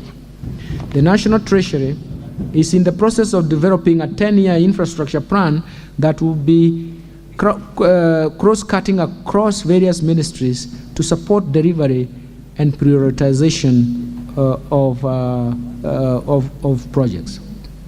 Mr. Speaker, to build on this, the National Treasury plans to mobilize an estimated Kenya shillings 100 billion in private sector capital through various priority sectors. The focus will be on priority investment and underlying key projects and programs in each sector that deliver nationally significant infrastructure drive growth and also unlock private sector investment with greatest potential of benefits to Kenyans. These sectors will include airports, seaports, blue economy, water, agriculture, industrialization, that is special economic zones, energy, including transmission lines, and digitalization, among other key sectors in the economy. Inclusion of local goods, works, and services will be emphasized for each project to contribute to overall economic growth by encouraging local investments in PPP projects. To also strengthen local investment, the National Treasury will be holding a series of roundtables to build local capacity in the financial sector so as to increase local financing of PPP projects. The National Treasury has embraced the climate resilience and adaptation framework for public-private partnership projects. This is to ensure that infrastructure projects are aligned to the realities of climate change. To achieve on the PPP mandate of scaling up private sector capital, the National Treasury will leverage on the continued support from development partners as well as other key institutions, both in public and private sector, including capital markets, pension funds, and commercial banks, in scaling up the private sector capital under the PPP framework. Let me turn to public investments management. Mr. Speaker, in 2022, the House approved Public Investment Management (PIM) regulations, 2022. The objectives of the regulations is to provide the national and county governments and their entities with a standardized approach in project cycle management to enhance transparency, accountability, prudent use of public resources, and public participation. The government will continue implementing the regulations to enhance efficiency in identification and implementation of priority social and economic investment projects. This will further curtail runaway project cost, eliminate duplication, and improve working synergy among implementation actors for timely delivery and development of the development projects. In the financial year 2023-2024, the National Treasury will develop and roll out the Public Investment Management Information System, PIMIS or PIMIS. It automates public investments management processes as outlined in the regulations to ensure that only projects with highest socio-economic returns are undertaken and prioritized for completion. Let me turn to resource allocation under the bottom-up economic transformation agenda. Mr. Speaker, the highlights of the budget allocation in the coming financial year are provided in recognition of the need to restrain borrowing and utilize the revenues and grants projected and in the fiscal framework. The proposed total programmed expenditures spending for the financial year 2023-2024 has been capped at 3.68 trillion. The bottom-up economic transformation agenda, Mr. Speaker, as I mentioned earlier, the government will implement strategic priorities under the bottom-up economic transformation agenda that is geared towards economic turnaround and inclusive growth. The agenda focuses on 5 sectors that have been outlined, and they have been outlined because they give the largest impact to the economy as well as households, as well as raise the households' welfare.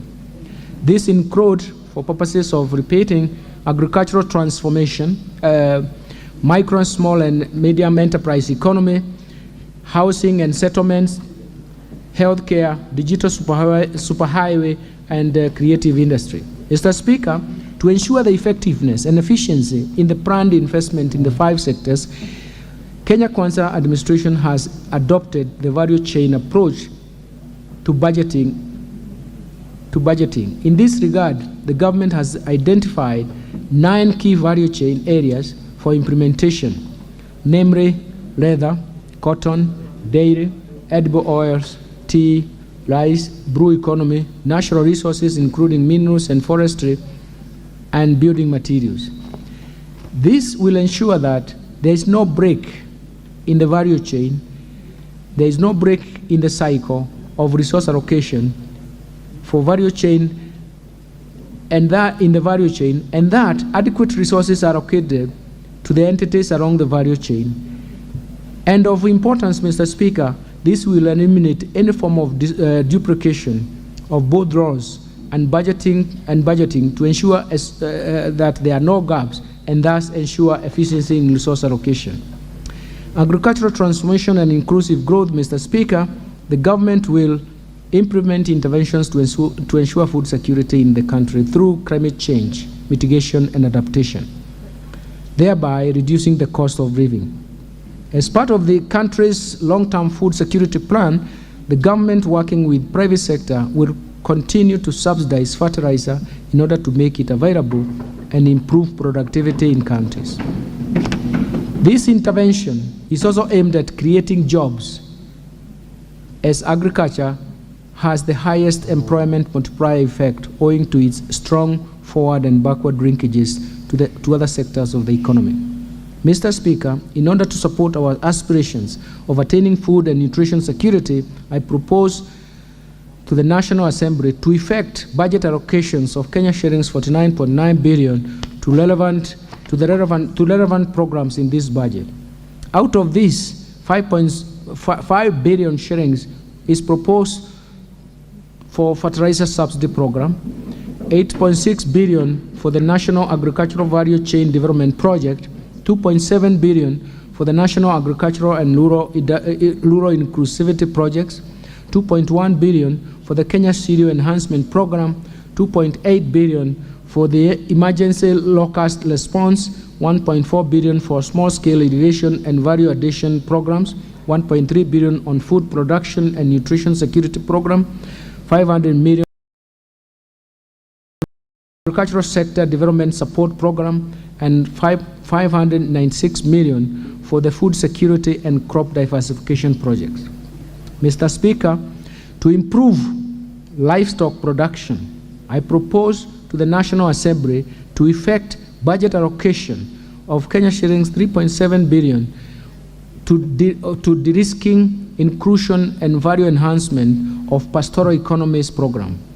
Kenya shillings 2.1 billion for livestock value chain support project, Kenya shillings 1.5 billion for Kenya livestock commercialization program, and Kenya shillings 166 million for the MBERE transfer project. I also propose to the National Assembly to effect budget allocation of Kenya shillings 350 million for the development of the leather industrial park at Kinani, Kenya shillings 220 million for livestock production, and Kenya shillings 132 million for leather value chain. To enhance animal disease control, I propose to the National Assembly to effect budget allocations of Kenya shillings 130 million for sustainable sassafras and trypanosomiasis-free areas in Kenya, and Kenya shillings 135 for the establishment of liquid nitrogen hydrogen.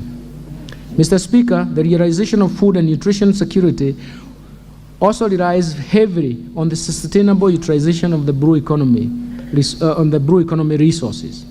To promote this, I propose to the National Assembly to effect budget allocation of Kenya shillings 2.6 billion for the acquisition, for the aquaculture business development projects, Kenya shillings 1.5 billion for Kenya marine fisheries and socio-economic development projects, Kenya shillings 1.2 billion for marine fish stock assessment, Kenya shillings 580 million for capacity building in deep sea fishing, Kenya shillings 142 million for the rehabilitation of fish landing sites in Lake Victoria, Kenya shillings 141.5 million for the aquaculture technology development and innovations transfer, Kenya shillings 500.7 million for Liwatoni Ultra Modern Fish Hub, and Kenya shillings 88 million for the development of the Brew Economy initiatives. Mr. Speaker, in order to increase agricultural productivity and enhance the resilience to climate change risks in targeted smallholder farming and pastoral communities in Kenya, I propose to the National Assembly to effect budget allocations of Kenya shillings 1.5 billion for climate smart agriculture productivity project, Kenya shillings 625 million to enhance drought resilience and sustainable livelihood program, Kenya shillings 318 million towards adding drought emergencies in Kenya project. In addition, I propose to the National Assembly to effect budget allocations of Kenya shillings 300 for the crop insurance scheme to reduce the vulnerabilities of Kenya farmers to disease and natural disasters.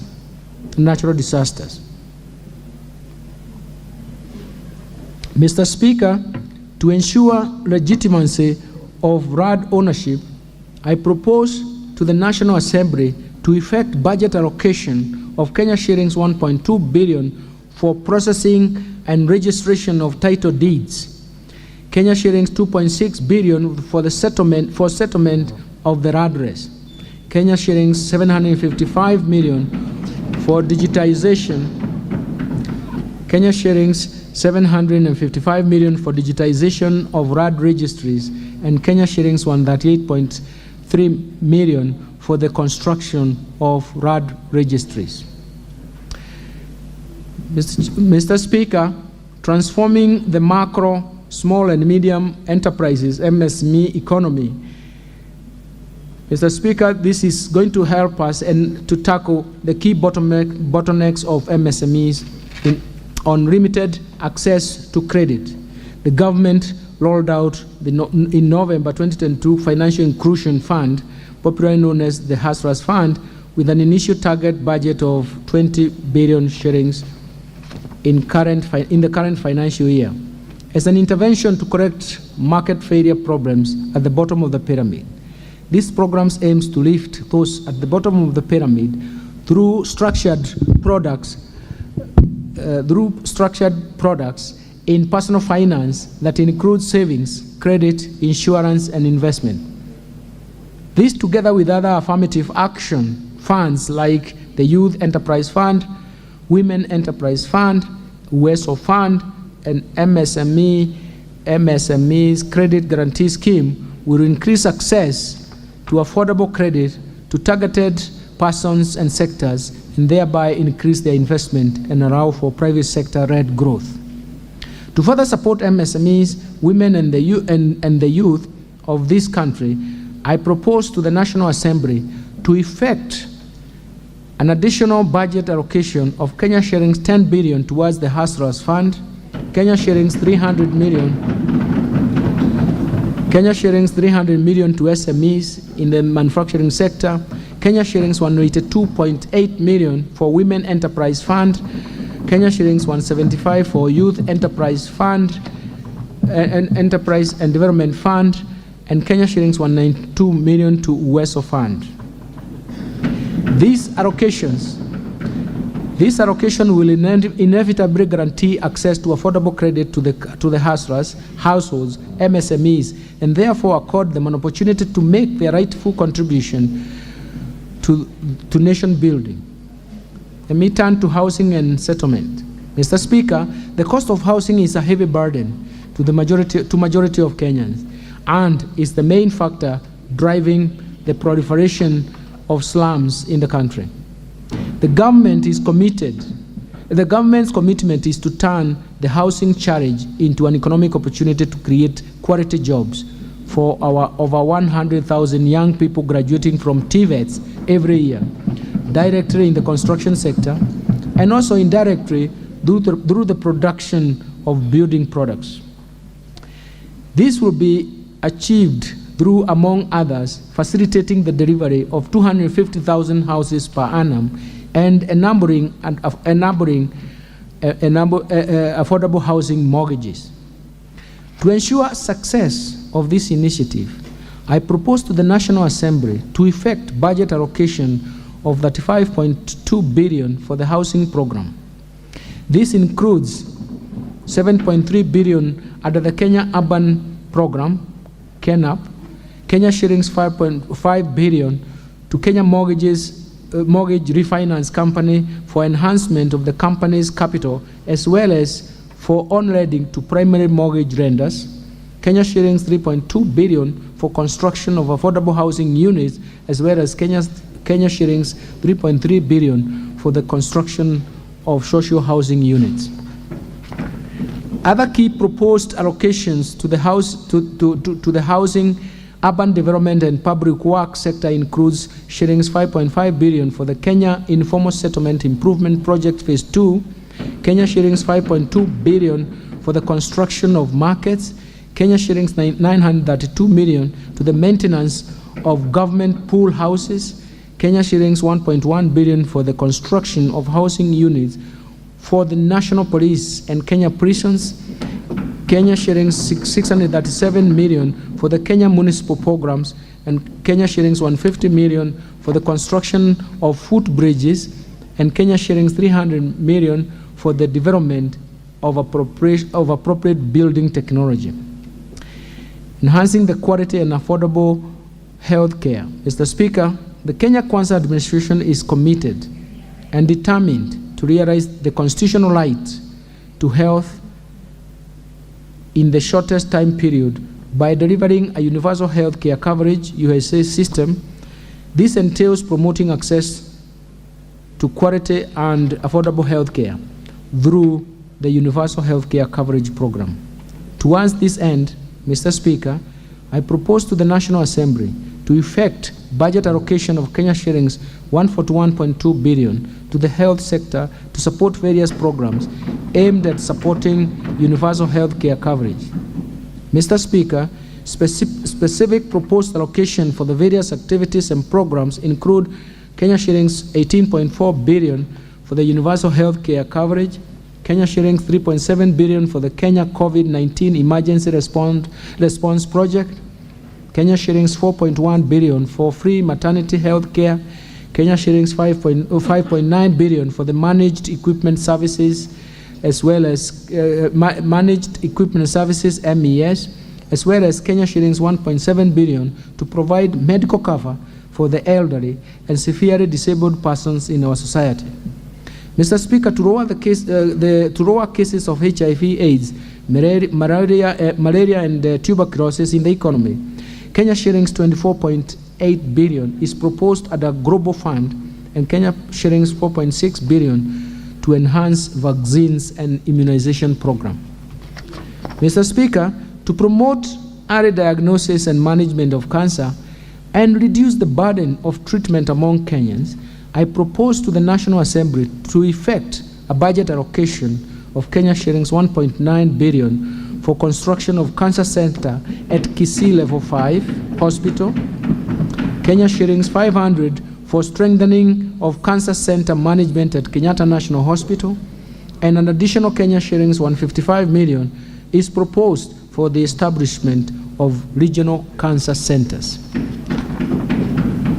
Further, to improve the health service delivery, I propose to the National Assembly to effect a budget allocation of 1.6 billion for Kenyatta National Hospital, Kenya shillings 12.8 billion for the Moi Teaching and Referral Hospital, Kenya shillings 8.8 billion for the Kenya Medical Training Colleges, Kenya shillings 3.3 billion for the Kenya Medical Research Institute, Kenya shillings 2.4 billion for the construction of the Kenya National Hospital burns and pediatric centers, Kenya shillings 1.4 billion for the equipping of laboratories and classrooms of KMTC, Kenya shillings 1.1 billion for the renovation of Kenyatta National Hospital, Kenya shillings 1 billion for the procurement of family planning and reproductive health commodities, Kenya shillings 1 billion for the procurement of equipment for the National Blood Transfusion Service, and Kenya shillings 352 million for the digital health platform. Let me turn to digital superhighway and creative economy. Mr. Speaker, the digital superhighway will play a critical role in enabling the government to achieve the objectives of bottom-up economic transformation agenda, as well as in enhancing revenue collection via automation of VAT systems. Digitalization and automation will increase productivity and competitiveness through providing quick access to the market and reducing information asymmetry, as well as improving risk management. Promotion of music, theater, graphic design, digital animation, fashions, and craft, among others, will increase employment for the youth. Mr. Speaker, the implementation of these interventions is expected to stimulate economic recovery, while at the same time securing sustainable and inclusive growth amidst emerging challenges. But more importantly, improve the quality of growth from the public sector investment-led growth to a dynamic private sector-led growth. To achieve these aspirations, I propose to the National Assembly to effect budget allocation of Kenya shillings 15.1 to fund initiatives in the information, communication, and technology sector. Specifically, Mr. Speaker, this proposed allocation includes 600 million for the government shared services to fast-track the development of the Concert Technopolis city. I propose the National Assembly to effect budget allocation of Kenya shillings 4.8 billion for the horizontal infrastructure phase 1, Kenya shillings 1.2 billion for Concert data center and smart city facilities, and Kenya shillings 475 million for construction of Concert complex phase 1B. Mr. Speaker, other proposed allocations include 5.7 billion shillings for the construction of the Kenya Advanced Institute of Science and Technology at Concert Technopolis, Kenya shillings 1.3 billion for maintenance and rehabilitation of the National Optic Fiber Backbone Phase 2 expansion cable, and Kenya shillings 583 million for the maintenance and rehabilitation of the last mile county connectivity network. Mr. Speaker, having highlighted expenditures under the 5 priority sector areas of the bottom-up economic transformation agenda, I now turn to other proposed areas of expenditure in this budget that will support our path towards sustainable and resilient economic growth trajectory. First, let me turn to investing in critical infrastructure. Mr. Speaker, the government will continue to expand critical infrastructure in roads, railways, sea, and airports to create an enabling environment for economic recovery and employment creation. Towards this end, I propose to the National Assembly 44.9 billion construction of roads, bridges, as well as their rehabilitation and maintenance.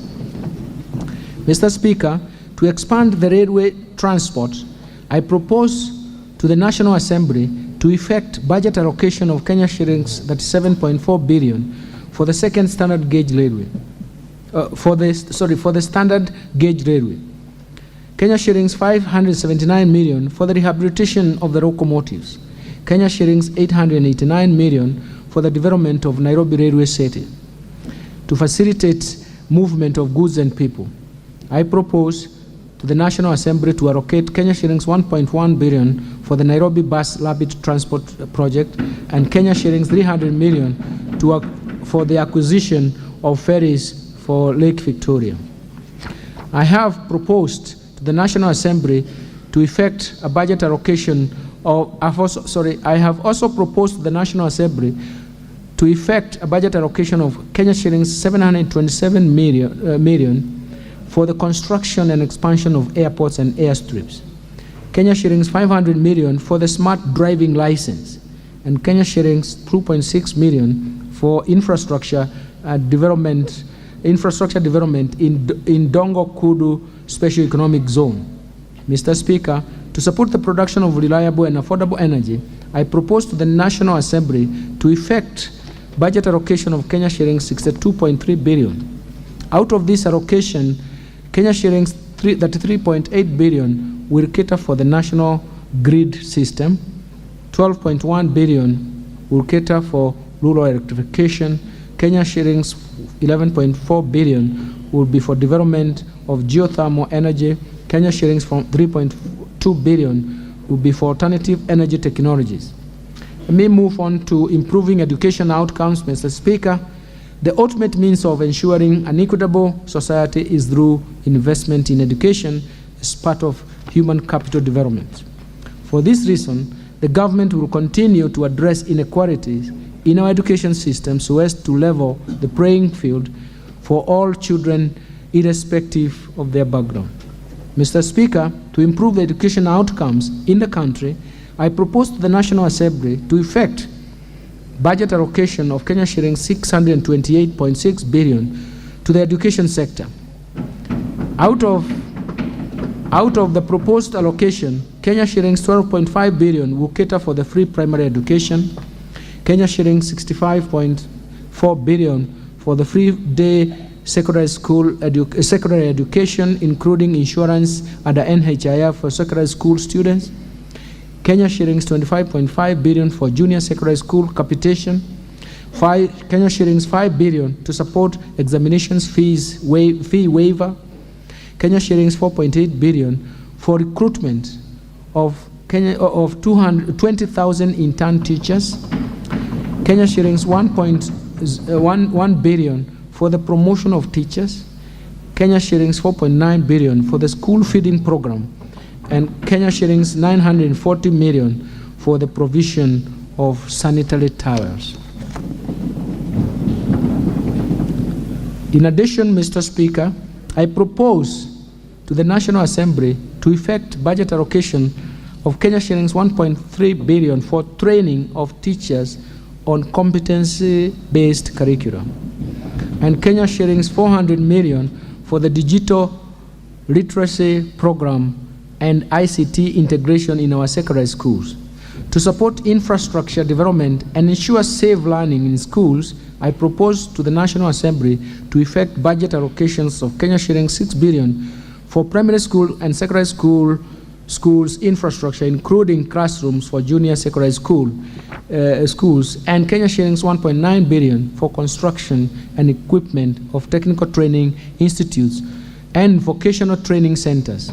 Further, 1.8 billion is proposed to increase access and improve the quality of technical and vocational education training programs under the East Africa Skills Transformation and Regional Integration Project.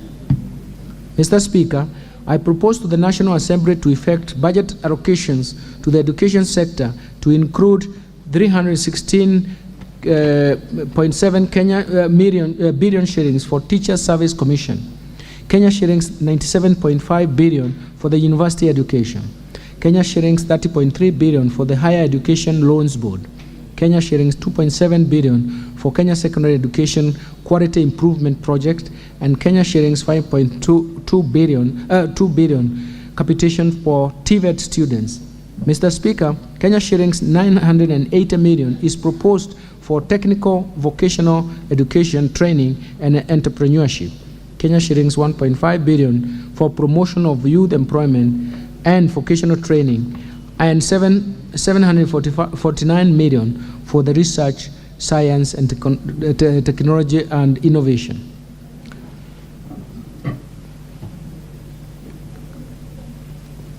Let me move now to supporting manufacturing for job creation. Mr. Speaker, in order to improve productivity in the manufacturing sector, as earlier indicated, the government has adopted a value chain approach through bottom-up economic transformation agenda. This will address bottlenecks that impede the growth of the manufacturing sector in order to create jobs and enhance the economy's competitiveness. To further promote local industries, I propose to the National Assembly to effect budget allocation of Kenya shillings 26.9 billion under the various implementing ministries, departments, and agencies. Out of this allocation, 4.7 billion will support establishment of county integrated agro-industrial parks. Kenya shillings 3 billion for construction of 6 export processing zones flagship projects. Kenya shillings 3.1 billion for supporting access to finance and enterprise recovery project. Kenya shillings 500 million for the development of special economic zones textile park in Naivasha, and Kenya shillings 1.8 billion for the construction of an effluent treatment plant at Kenaini. In addition, Mr. Speaker, in order to maximize the benefits from our cash crop, the government will make further investment towards the revival of and enhancement of output. In this respect, I propose to the National Assembly to effect budget allocation to the revitalization of the cash crops. Kenya shillings 120 million for cotton, Kenya shillings 62 million for coconut, Kenya shillings 35 million for cashew nut, and Kenya shillings 150 million for pyrethrum. Mr. Speaker, I also propose to the National Assembly to effect budget allocation of Kenya shillings 100 million for the modernization of cooperative cotton ginneries, Kenya shillings 134 million for the National Edible Oils Crop Promotion Project, and Kenya shillings 270 million for Sugar Reforms Support Project. Mr. Speaker, to equip the youth with essential internship opportunities, I propose to the National Assembly to effect budget allocation of Kenya shillings 1.5 billion for the Kenya Industry Entrepreneurship Project, the Kenya Industry and Entrepreneurship Project, Kenya shillings 300 million for the Kenya Youth Employment and Opportunities Project, Kenya shillings 332 million for the construction of industrial research laboratories, and Kenya shillings 182.9 million for the constituency industrial development centers. In addition, improving security, Mr. Chairman, the security is critical for creating a safe environment for the investment and protection of our citizens and their property. For this reason, I propose to the National Assembly to effect budget allocations for Kenya shillings 338.2 billion to support operations of the Kenya Defence Forces, the National Police Service, the National Intelligence Service, and the prison services. Mr. Speaker, the proposed allocation include 144.9 billion for the Kenya Defence Forces, Kenya shillings 98.6 billion for the National Police Service, Kenya shillings 44.3 billion for the National Intelligence Service, and Kenya shillings 31.3 billion for prison services. I have also proposed Kenya shillings 8.8 billion for the leasing of police motor vehicles. Mr. Speaker, for better equip the National Police Service, I have proposed an initial allocation of Kenya shillings 500 million for the police modernization program. Mr. Speaker, I will later be requesting this august House for enhanced funding approval once the ongoing discussions on a comprehensive police modernization program once it is concluded. In addition, Mr. Speaker, to step up war on crime and enhance support to administration of justice, I propose to the National Assembly to effect budget allocation of Kenya shillings 856 million to equip National Forensic Laboratory. Mr. Speaker, the improvement of the welfare of our disciplined forces is at the center of the Kenya Kwanza administration. To improve housing accommodation for our defense forces, we shall fast track the delivery of staff houses through public-private partnership framework. We have already around Kenya Defence Forces to retain Kenya shillings 534 million currently collected from rental income and applied towards repayment for the houses once complete. In addition, Mr. Speaker, as you are aware, His Excellency the President appointed a task force to review the terms and conditions of police, prisons, and national youth service. We shall be presenting a funding proposal to this House once the discussions are concluded and adopted within the government. Mr. Speaker, other proposed allocations include 2.9 billion for group personal insurance for police and prison services and Kenya shillings 5.8 billion for medical insurance for police and prison services. Mr. Speaker, I move now to protecting the vulnerable groups. Mr. Speaker, at the heart of the government's development agenda is the inclusion in society and employment opportunities for the vulnerable groups, vulnerable members of the society. In this regard, I propose to the National Assembly to effect a budget allocation of Kenya shillings 38.2 billion for the social protection and affirmative actions in this budget. Out of this proposed allocation, Kenya shillings 18 billion will cater for cash transfers to elderly persons, Kenya shillings 7.9 billion for the orphans and vulnerable children, and Kenya shillings 1.2 billion for persons living with severe disabilities. Mr. Speaker, to ensure the elderly and other vulnerable groups under the cash transfer program do not take long waiting for their cash payment and cash transfers will be prioritized and paid alongside the monthly government payroll as and when it is due. Mr. Speaker, the proposed allocation for the vulnerable group members of our society also includes 5.6 billion for the Kenya Hunger Safety Net program, Kenya shillings 3.3 billion for Kenya Social and Economic Inclusion Project. In addition, Kenya shillings 900 million will go to Child Welfare Society of Kenya, Kenya shillings 400 million for the Presidential Bursary for the Orphans, and Kenya shillings 459 million for the National Development Fund for persons living with disabilities. These allocations shall remain ring-fenced from any budget rationalization and will be fully funded in order to achieve the desired results.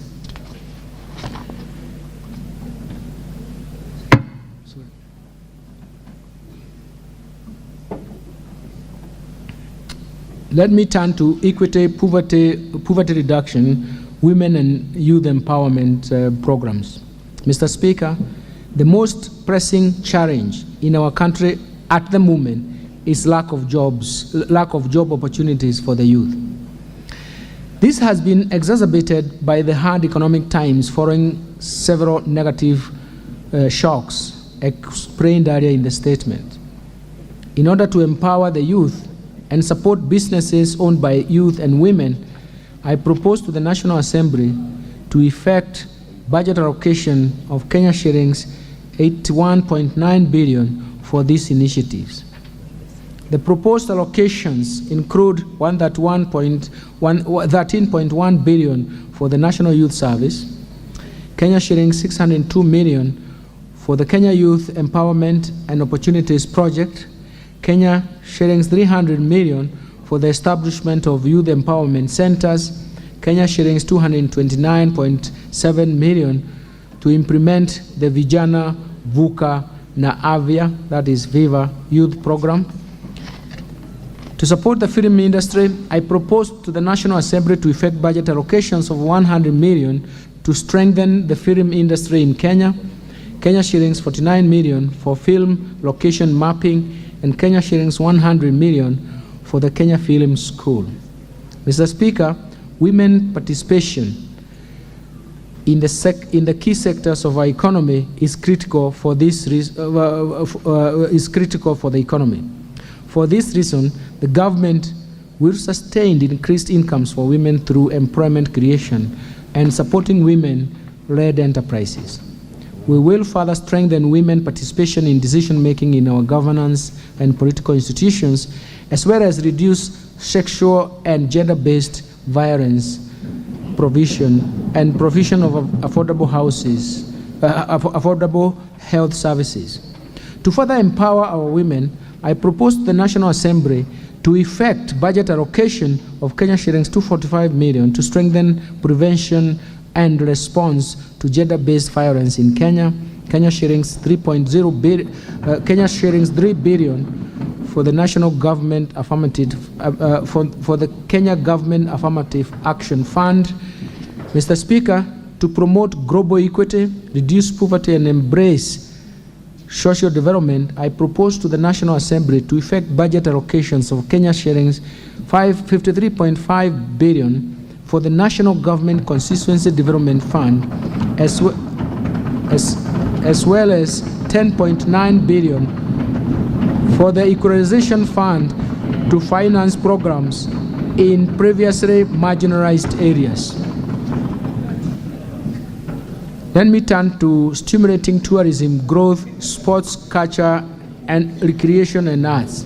Mr. Speaker, the government has prioritized expanding the space for creativity, including freedom of expression and protection of intellectual property rights. We will also strengthen mainstreaming of arts and culture infrastructure and support cultural production and creative economy. We are also cognizant of the brand value of Kenyans participating and excelling in international sports arena as of ultimate importance to us. To support tourism, sports, culture, and recreation, I propose to the National Assembly to effect budget allocation of Kenya shillings 12.5 billion. This includes an allocation of 6.4 billion under the Sports, Arts, Social Development Fund, Kenya shillings 4.1 billion for the Tourism Fund, and Kenya shillings 2 billion for the Tourism Promotion Fund. Let me turn to environmental protection, water, and natural resources. Mr. Speaker, environmental conservation and response to the impacts of climate change are the center of government's socio-economic transformation agenda.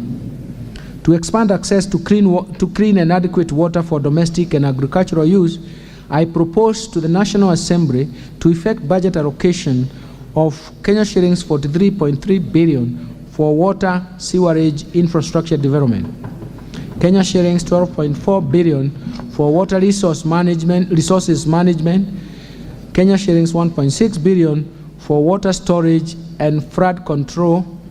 In addition, I propose 19.7 billion for irrigation and flood reclamation, and now 1.9 billion for water harvesting and storage for irrigation. Mr. Speaker, in order to support the environment and water conservation and respond to climate change, I propose to effect budget allocation of Kenya shillings 14 for forests and water towers conservation, Kenya shillings 3.8 billion for environment management and protection, Kenya shillings 3.6 billion for the Kenya financing locally led climate action project, 1.5 billion for meteorological services. In addition, I have proposed an allocation of 1.1 billion for human-wildlife conflict compensation, Kenya shillings 800 million for wildlife insurance, Kenya shillings 400 million for maintenance of access road and airstrips in parks, Kenya shillings 319 million for drilling of boreholes in protected areas for provision of water for wildlife, and 226 million for wildlife research facilities.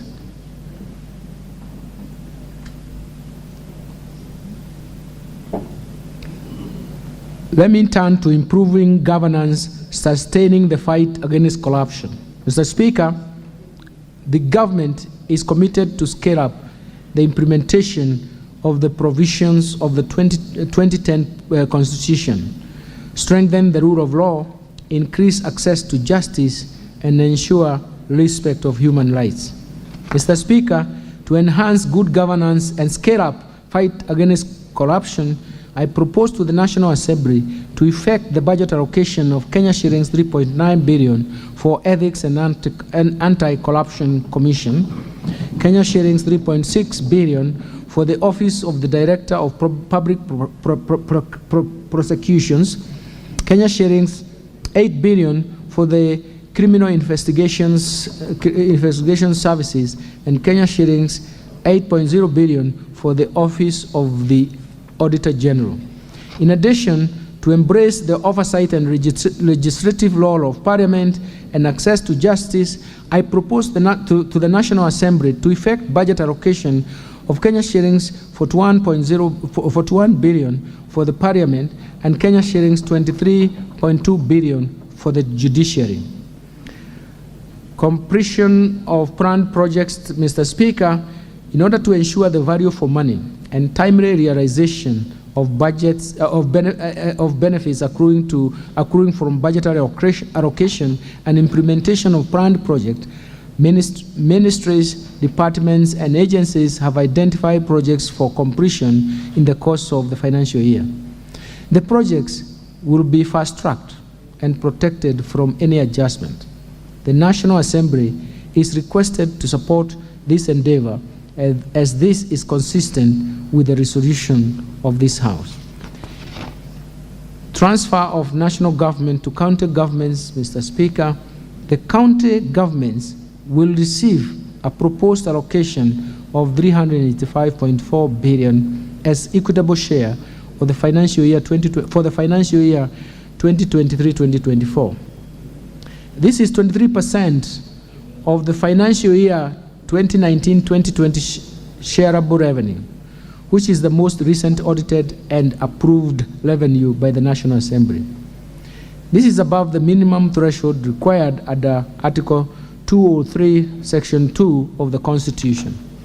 In addition, the county equitable share, the county governments will receive additional conditional and unconditional allocations amounting to 56.7 billion. This brings total allocation to the county governments in the financial year 2023-2024 to Kenya shillings 442.1 billion. Part of this include 425 million for the transfer of library services being a devolved function, Kenya shillings 2.9 billion as outstanding mineral royalties share to 32 county governments as stipulated in the Mining Act 2016, a consolidated grant of 100 million Kenya shillings per county for the aggregated industrial parks program, which is meant to assist the farmers in the value addition and market access for their products. Let me turn to Equalization Fund, Mr. Speaker. In line with the Article 2004, Section 1 of the Constitution of Kenya, Kenya shillings 7.9 billion has been allocated under the Equalization Fund in the financial year 2023-2024. This represents 0.5% of the financial year 2019-2020 revenue, which is the most recent audited and approved revenue by the National Assembly. Mr. Speaker, in addition to this, we have allocated 3 billion to cater for part arrears for the previous years, bringing the total allocation at the Equalization Fund to 10.9 billion shillings. Let me turn to transfer of functions between national government and county governments. Mr. Speaker, the National Treasury and Economic Planning, in collaboration with the Council of Governors and other institutions, developed a draft registration to operationalize Article 187 and Article 189 of the Constitution. This is on transfer of functions and cooperation between national and county governments and amongst county governments themselves. The proposed registration has gone through public participation with the county government executive executives, county assemblies, development partners, among others. Mr. Speaker, I will shortly submit the bill for the Cabinet approval and onward transmission to Parliament. Let me turn to measures to enhance county government's own source revenue. Mr. Speaker, the National Treasury and Economic Planning, State Department of Lands, Council of Governors, and other stakeholders have developed the National Rating Bill 2022, which went through the first reading on 8th March 2023 in the National Assembly, and thereafter was submitted to the National Assembly Committee on Lands. The bill provides, among others, standards in the way rating and evaluation is conducted in the country, how to deal with the properties cross-cutting in more than one county government, procedures for claiming and payment of contribution of RUTO of rates, and timely updating of valuation laws by the county governments. More importantly, the bill will repeal the outdated Valuation for Rating Act Cap 266 and Rating Act Cap 267 and align property rating legal regime with the devolved system of governance. Our appeal to the House is to consider and fast-track this bill to unlock revenue potential to the county governments from property taxation as it was envisaged in Article 203, Section 3. Let me turn to sharing of mineral royalties revenue. Mr. Speaker, Mining Act 2016 assigns 70% of the mineral royalties collected from mining companies to the national government, 20% to county governments, and 10% to communities. Since 2016, county governments and communities have not received their share of these royalties. To address this matter, I have submitted a framework for sharing 2.9 billion shillings among 32 county governments for mineral royalties outstanding as of 30th June 2022 for consideration and approval by the Parliament. Mr. Speaker, during the Intergovernmental Budget and Economic Council (IBEC) 17th Ordinary Session held on 31st May 2022, IBEC considered and adopted a report and a framework for sharing of funds arising from contravention of county government registration. In the next financial year, the National Treasury has proposed Kenya shillings 108 million to be shared among the beneficiaries of county governments.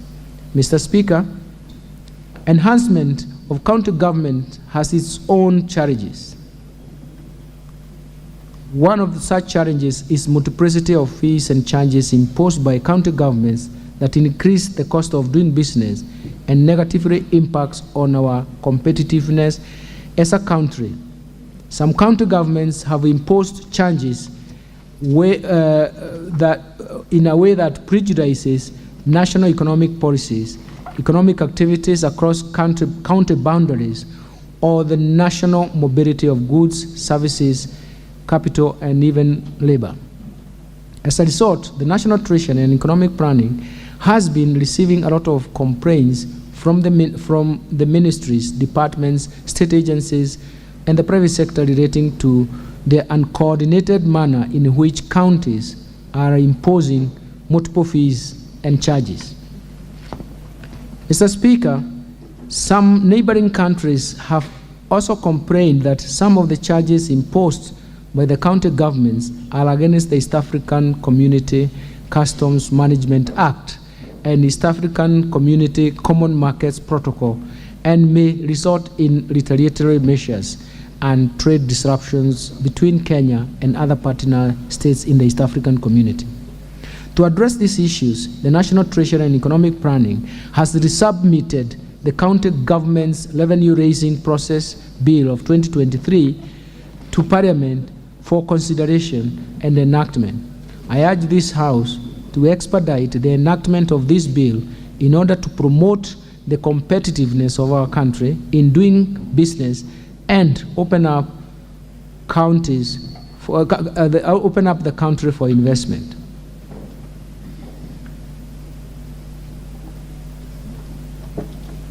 Mr. Speaker, I now turn to taxation measures. Mr. Speaker, I will now turn to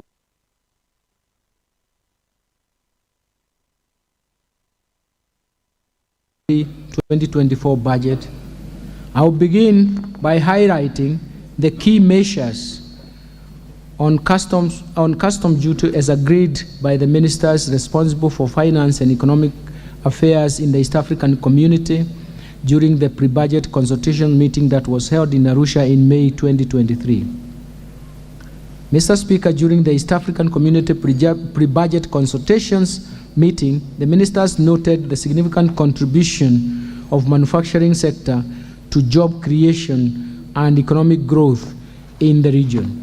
The ministers therefore agreed on measures to prevent the proliferation of cheap imports into the region so as to protect local manufacturers from unfair competition and enable them to access raw materials and inputs at affordable prices. Mr. Speaker, the agreed custom measures shall become effective from 1st July 2023. Mr. Speaker, one of the success stories of the East African community is the establishment of the East African Customs Union as a single customs territory. In order to streamline importation of goods into the customs territory, the East African region completed the comprehensive review of the Common External Tariff, CET, and this has been under implementation from 1st July 2022. The revised tariff has a 4-tariff band structure compared with the earlier 3-tariff band structure. In the new structure, raw materials, that is, as well as inputs and capital goods, are imported duty-free. Intermediate goods are imported at a rate of 10%, while finished goods, which are not available in the region, are imported at a 25% tax. Finally, Mr. Speaker, all finished goods which are available in the region in sufficient quantities attract a common external tariff rate of 35%. The revised tariff bands are meant to cater for goods with long value chains, which require differentiated rates to promote investments. Mr. Speaker, despite rice and wheat being among the staple foods in our countries, Kenya's production of food items does not meet the domestic demand. In order to meet domestic demand, Kenya will import rice at a rate of 35% instead of 75% under the EAC Common External Tariff. Further, in order to ensure that there is enough wheat to meet local demand, while at the same time protecting wheat farmers from unfair competition, Kenya will import wheat under East African Community Duty Remission Scheme of 10% instead of 35%. The importation of wheat will be undertaken upon recommendation of the Ministry of Agriculture, who will ensure wheat millers, as a priority, purchase local wheat before they are allowed to import.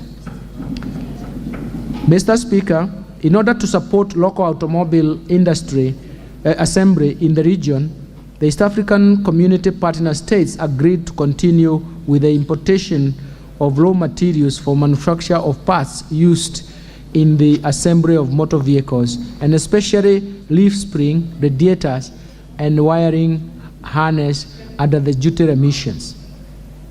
In addition, the region agreed to extend importation of completely knocked down kits for assembly of motorcycles at 10% under the duty remission, as the region awaits the finalization of the East African Community Assembly regulations. Mr. Speaker, Kenya has suffered capacity to manufacture various products in the metal and allied subsector, thus providing employment opportunities to many Kenyans. thus failing to provide employment to so many Kenyans. In order to continue safeguarding this sector, the East African community ministers agreed that imported iron and steel products shall continue attracting a duty rate of 35% with the corresponding specific rates for a further 1 year for Kenya. Mr. Speaker, our hard-working farmers are capable of producing enough food to satisfy domestic demand. In particular, local demand for most vegetable products has been adequately served by our farm produce over the years. To protect these farmers from cheap imports, Kenya has been around to extend the import duty rate of 35% in addition to the specific import duty rates on vegetable products for a further 1 year. Mr. Speaker, the high cost of inputs of animal feeds coupled with other factors like unfavorable weather conditions make the locally manufactured animal feeds expensive and hence contribute to food inflation. In order to promote the local manufacturing and make animal feeds affordable to farmers, Kenyans will import inputs for manufacture of animal feeds duty-free at the East African Community Duty Remission Scheme for 1 year. Mr. Speaker, last year we allowed the manufacturers of baby diapers to access inputs for manufacture of baby diapers duty-free. This was meant to lower the cost of manufacturing these essential products. I'm happy to note that many companies have responded to this incentive by increasing production. In order to continue making these products affordable to our babies, the East African ministers allowed Kenya to extend the duty-free importation of inputs for manufacture of baby diapers for a further 1 year. Moreover, to protect these manufacturers from competition from imported products, the region allowed Kenya to extend charging imported baby diapers at a rate of 35% for a further 1 year. Mr. Speaker, leather industry is one of the priority value chain under the bottom-up economic transformation agenda. In order to support local value addition and protect the industry from unfair competition, the East African Community Partner States agreed to retain the import duty on imported leather and footwear products at a rate of 35%. In addition, Kenya was allowed to extend the duty-free importation of raw materials and inputs for manufacture of footwear products. Mr. Speaker, Kenya has adequate capacity to meet local demand for roofing tiles.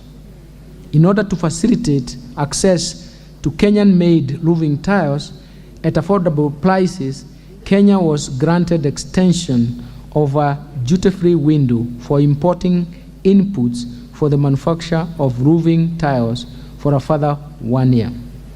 Mr. Speaker, in order to protect the Kenyan producers of paper and paper products from the proliferation of cheap imports, Kenya was allowed to import these products at a rate of 35% for the next 1 year.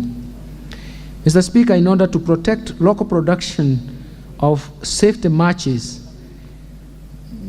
particle boards, plywoods, among other goods of timber, Kenya was allowed to extend charging of specific rates of import duty in addition to ad valorem duty ranging from $120 per metric ton to $200 per metric ton on these goods.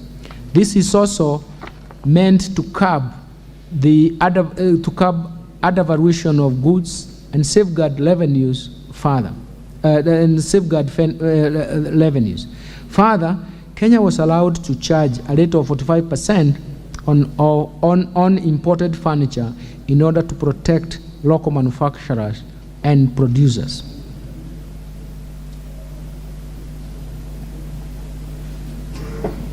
Mr. Speaker, Kenya has sufficient capacity to manufacture plastic and rubber products to supply both the domestic and regional markets. In order to protect local manufacturers, Kenya was allowed to impose import duty rate at 35% on these goods for 1 year instead of 25%. Mr. Speaker, in order to protect local assembly of smartphones and other mobile phones, Kenya was allowed to extend the import duty rate of 25% on smartphones and other telephones for cellular networks or other wireless networks for 1 year. Further, Kenya was allowed to extend duty-free importation of inputs for assembly of smartphones and other cellular phones. Mr. Speaker, Kenya has capacity to produce billets for manufacture of wire rods and other similar products to meet the local demands. In order to protect the local manufacturers of these goods, Kenya was allowed to charge an import duty of 10% on billets. Mr. Speaker, I now turn to tax measures proposed in the Finance Bill 2023. Let me start off with amendments to the Value-Added Tax 2013. Mr. Speaker, I now embark on measures proposed under the Value-Added Tax 2013. Mr. Speaker, the high cost of liquefied petroleum gas, LPG, contributes to the escalating cost of living and continued use of firewood and charcoal, which negatively affects our forest cover. In order to make LPG affordable and promote its uptake, as well as encourage the use of clean sources of energy, I am proposing to the National Assembly to zero-rate VAT on LPG. Mr. Speaker, currently, exported services are subject to VAT at the rate of 16%. This has caused an increase in the cost of exported services, hence affecting the competitiveness of our services in the global market. In order to increase competitiveness and encourage exportation of taxable services, I propose to the National Assembly to remove VAT on exported taxable services. Mr. Speaker, currently, tea purchased for local value addition, either from the factories or tea auction centers, is vatable, affecting the cash flow of the tea exporters. In order to encourage local value addition of our tea, I propose to the National Assembly to remove VAT on tea purchased from factories or tea auction centers for value addition and subsequent export. This will improve the cash flows of tea exporters involved in local value addition. Mr. Speaker, currently helicopters, airplanes, and other aircrafts are unladen and other aircrafts of unladen weight not exceeding 2,000 kilograms are subject to VAT. Further, some spare parts of tariff numbers 8803 are expressly exempt from VAT. However, VAT exemption on any other aircraft spare parts imported by aircraft operators, all persons engaged in the business of aircraft maintenance, is contingent upon recommendation by the competent authority responsible for civil aviation. This process creates administrative burden on the taxpayer to comply with the requirements. Mr. Speaker, we have also noted that the cost of aircraft maintenance and training activities has been high, prompting airlines to prefer undertaking these activities in other jurisdictions. In order to ease the process of VAT exemption on aircraft spare parts and encourage investment in this area, I propose to the National Assembly to remove the VAT on all aircraft simulators for training our pilots and aircraft spare parts. This proposal to expressly exempt from VAT on all aircraft and spare parts of Chapter 8.8 will spur the growth in the aviation sector and reduce the administrative burden of accessing its VAT exemption. Mr. Speaker, the international best practices is to charge VAT on all goods and services, and especially those that have undergone some form of processing. This is not the case in our VAT regime, as some of the goods have undergone some processing, are also exempt from VAT, while others are zero-rated. This has impacted on the tax expenditures. In order to bring down the tax expenditures and also align with the international best practices, I propose to the National Assembly to rationalize goods and services in the first and the second schedules of the VAT Act by transferring some goods and services from zero rating to exempt status and from exempt status to taxable at the standard rate. Mr. Speaker, over the years, the petroleum products have received preferential tax treatment, gradually transitioning from exempt status in 2013 to 2018, and 8% at VAT from 2019 to date. This is irrespective of the fact that suppliers of petroleum products claim other input tax at the general rate of 16%,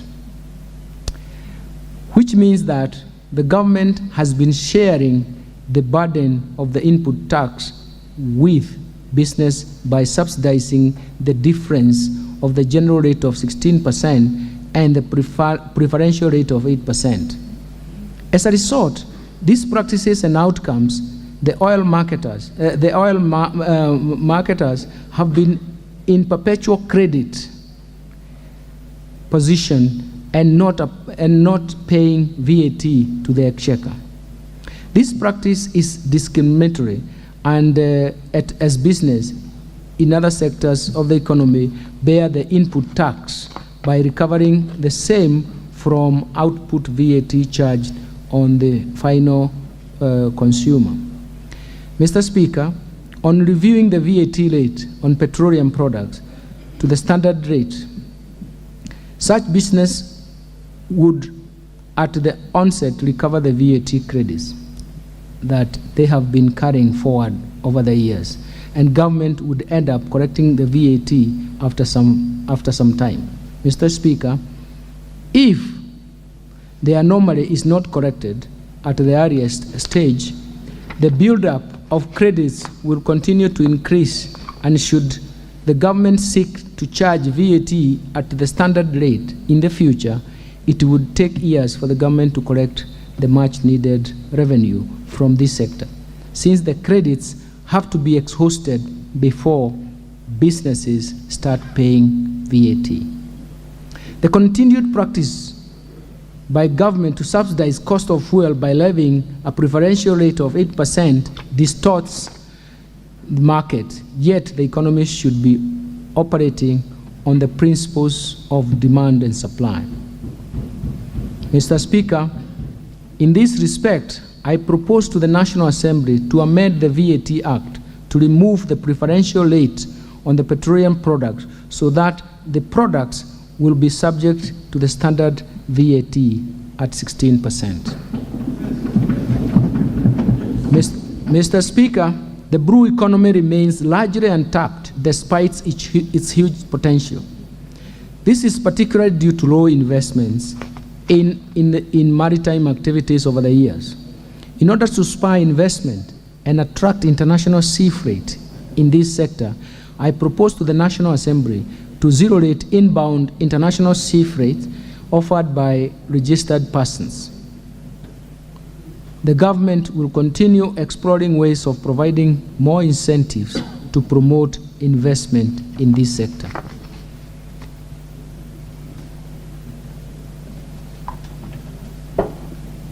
Mr. Speaker, currently, machinery used by pharmaceutical companies are exempt from VAT on importation. This is meant to complement government's effort to ensure that all Kenyans have access to affordable health care. However, we have received numerous petitions to extend the exemption to locally purchased machinery to further boost access to health care services. In this regard, I propose to the National Assembly to amend the VAT Act to extend the exemption to machinery and equipment purchased locally for use in the manufacture of pharmaceuticals. Mr. Speaker, in order to address the escalation of tax expenditures and foster prudent utilization of fiscal resources, I propose to the National Assembly to remove VAT exemptions in respect of taxable services supplied for construction of specialized hospitals, goods and services for the construction of tourism facilities, goods worth more than 2 billion purchased by manufacturers, as well as plant, machinery, and equipment used in the construction of plastic recycling plants. Mr. Speaker, currently, transfer of business as a going concern is subject to VAT at a standard rate. Taxpayers have raised concern that this discourages business reorganization and sale of businesses. In this regard, I propose to the National Assembly to amend the VAT Act to exempt transfer of business as a going concern. This is expected to encourage mergers and acquisition, hence boost growth of businesses as well as their efficiency. I now turn to the amendments to the Excise Duty Act 2015. Mr. Speaker, I will now highlight tax measures proposed under the Excise Duty Act. The Excise Duty Act provides for remittance of excise duty to the Kenya Revenue Authority, KRA, by the 20th day of the following month. In this era of technology, there is no justifiable reason for waiting for 20 days to report transactions to the KRA. In order to cure the delay, I propose to the National Assembly to amend the Act to provide for remittance of the excise duty on betting and gaming activities within 24 hours after closure of transactions by the betting and gaming companies. Mr. Speaker, betting and gaming prize competition and even lotteries are addictive in nature and have negative socio-economic consequences to the society. To discourage participation in these activities by Kenyans, and especially school-going children, I propose to the National Assembly to increase the rate of excise duty on betting, gaming, prize competition, and lotteries from the current 7.5% to 12.5%. Mr. Speaker, there has been an increase in the importation of fish into the country, which has negatively affected the local fish industry. To promote and protect local fish industry, which provides livelihood to many Kenyans, I propose to the National Assembly to introduce an excise duty on imported fish at Kenya shillings 100,000 per metric ton, or 10% of the excisable value, whichever is higher. Mr. Speaker, the government charges specific excise duty on juices per litre. However, there has been an increase in supply of juices in powder form, and based on the current tax regime on juices, the powdered juice is not subject to excise duty. And this creates an unfairness in taxation of juices. In order to cure this problem and to create a level playing field, I propose to the National Assembly to introduce excise duty on powdered juice at a rate of 25 shillings per kilogram. Mr. Speaker, currently, specific rates of excise duty are subject to annual adjustment for inflation.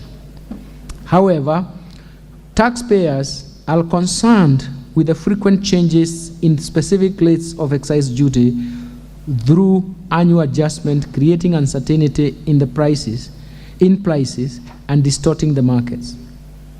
Therefore, in order to create certainty in excise duty tax regime, I propose to the National Assembly to repeal the provision for annual adjustment for inflation. Mr. Speaker, consumption of sugar has been associated with various ailments, such as diabetes, which has become common in many families.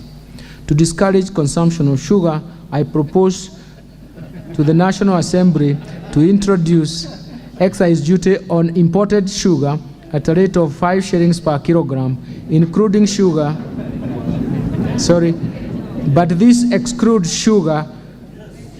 But this excludes the sugar imported or purchased locally by registered pharmaceutical manufacturers for use in the manufacture of pharmaceutical products. Mr. Speaker, consumption of alcohol, betting, gaming, and lottery and prize competition are extremely addictive and result in harmful repercussions in the society, especially the youth. In order to discourage these activities and consumption of alcoholic beverages, I propose to the National Assembly to introduce an excise duty rate of 15% of excisable value of fees charged on advertisement by all televisions, print media, billboards, and radio stations in promotion of alcohol, betting, gaming, lottery, and prize competition. Mr. Speaker, to promote inclusion and enhance access to internet data services, I propose to the National Assembly to reduce excise duty from 20% to 15% in respect of fees charged for telephones, internet, data services, and fees charged for money transfer services by banks, money transfer agencies, and other financial service providers. Mr. Speaker, in the same spirit, I propose to the National Assembly to reduce excise duty from 12% to 10% of the excisable value of the fees charged for money transfer services by cellular phone services providers or payment service providers licensed under the National Payment System. This will encourage retail transactions at a more affordable rate and promote economic activity at the MSME and individual levels.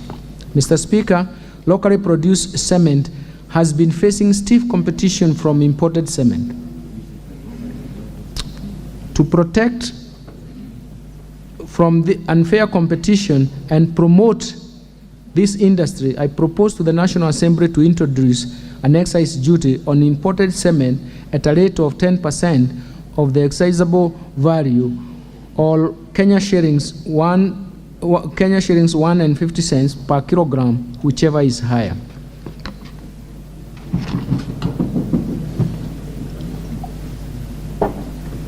Mr. Speaker, there has been an increase in the importation of furniture, especially office furniture, which has negatively affected the local carpenters and artisans, considering that there is enough local capacity to make furniture. In order to protect local carpenters and artisans, I propose to the National Assembly to impose an excise duty on imported furniture at a rate of 30% of the customs value, excluding furniture originating from East African community countries. Mr. Speaker, Kenya has sufficient local capacity to produce paint, varnishes, and lacquers. However, proliferation of cheap imports has reduced competitiveness of locally produced paints, varnishes, and even all the other products associated. To protect the local paint manufacturers, I propose to the National Assembly to introduce excise duty at the rate of 15% of the excisable value of imported paints, varnishes, and similar products. I now turn to amendments to the Income Tax Act. Mr. Speaker, let me highlight the proposed changes under the Income Tax Act. The current interest deduction restriction based on earnings before interest, taxes, depreciation, and amortization was introduced in 2021 to discourage tax planning. This restriction currently applies to both local and foreign financial institutions. Mr. Speaker, I have received proposals from taxpayers who borrow loans from local financial institutions indicating that the restrictions discourages their access to credit. To address this concern, I propose to the National Assembly to exclude interest on loans borrowed from local financial institutions from interest deduction restriction. In addition, Mr. Speaker, where interest on loans borrowed from non-resident is disallowed, I propose to the National Assembly to allow businesses to carry forward that interest for deduction in the next 5 years, in the next 5 subsequent years. This will align to the international best practice. Mr. Speaker, in 2016, the government introduced simplified tax regimes, the tax regime that requires landlord to pay tax on residential rental income at the rate of 10% per month. In order to enlarge compliance and encourage more landlords to pay tax under this regime, I propose to the National Assembly to reduce the tax rate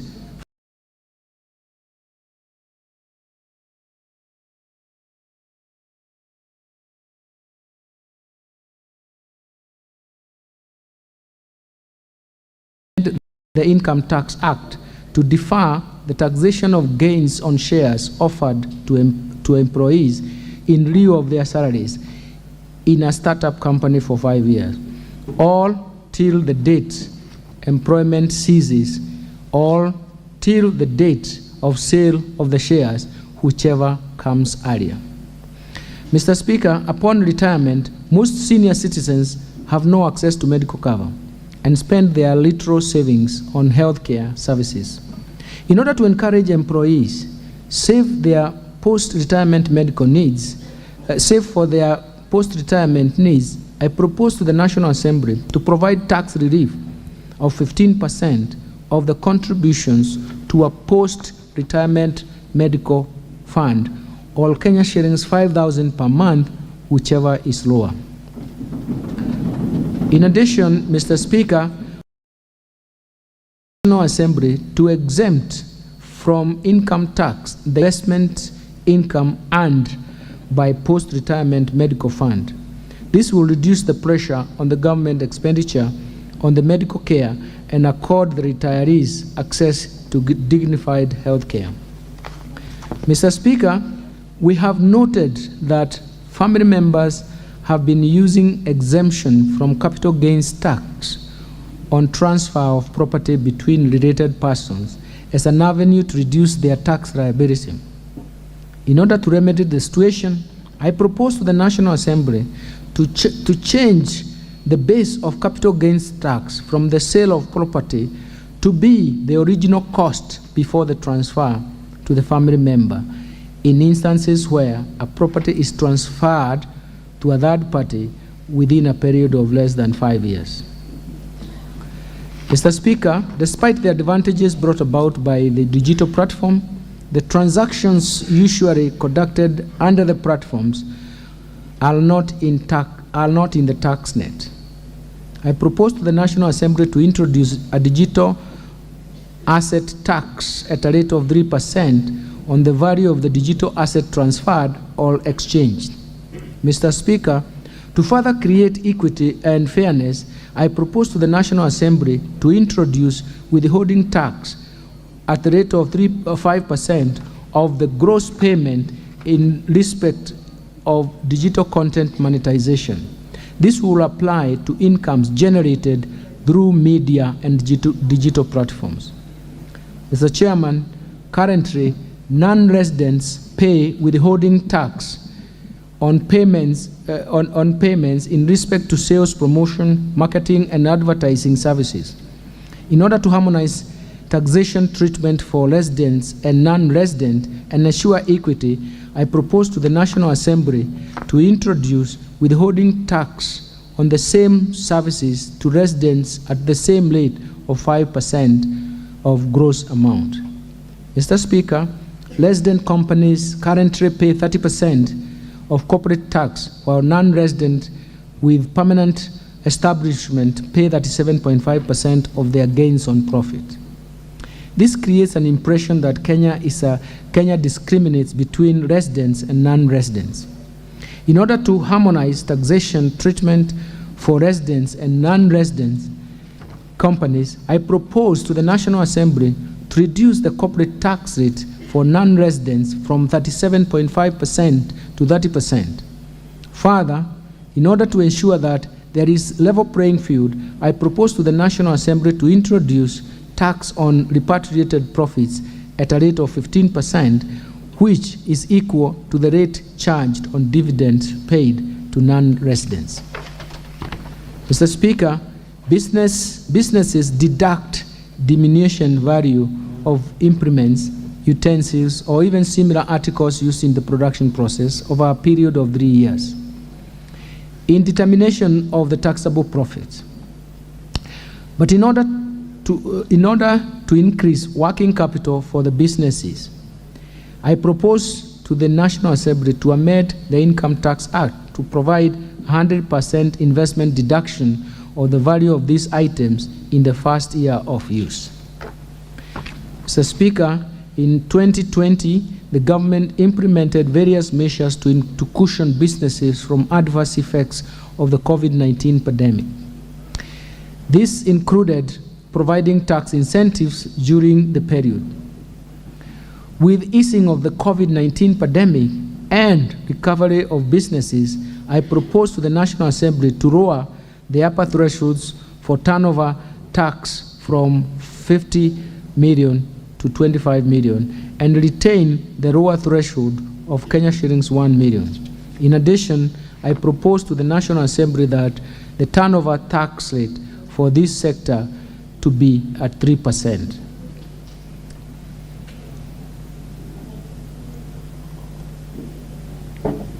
Mr. Speaker, last year, the government provided various tax incentives to promote local manufacturing of human vaccines.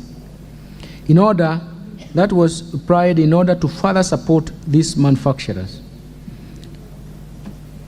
So in order to continue supporting these manufacturers, I propose to the National Assembly to exempt the manufacturers in this sector from withholding tax on interest and royalties paid to non-residents.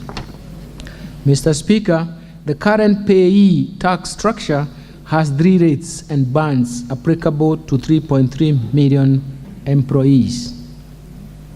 The bands are as follows.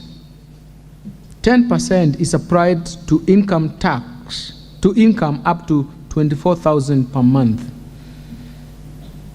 25% is applied to the next 8,333 per month, and while 30% is applied to incomes above 32,333 per month.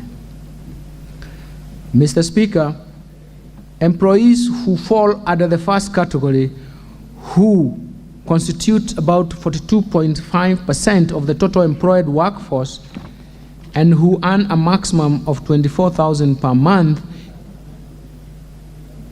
don't pay any tax to government, as the tax computed from this income is equal to the relief of 2,400 per month under the Act.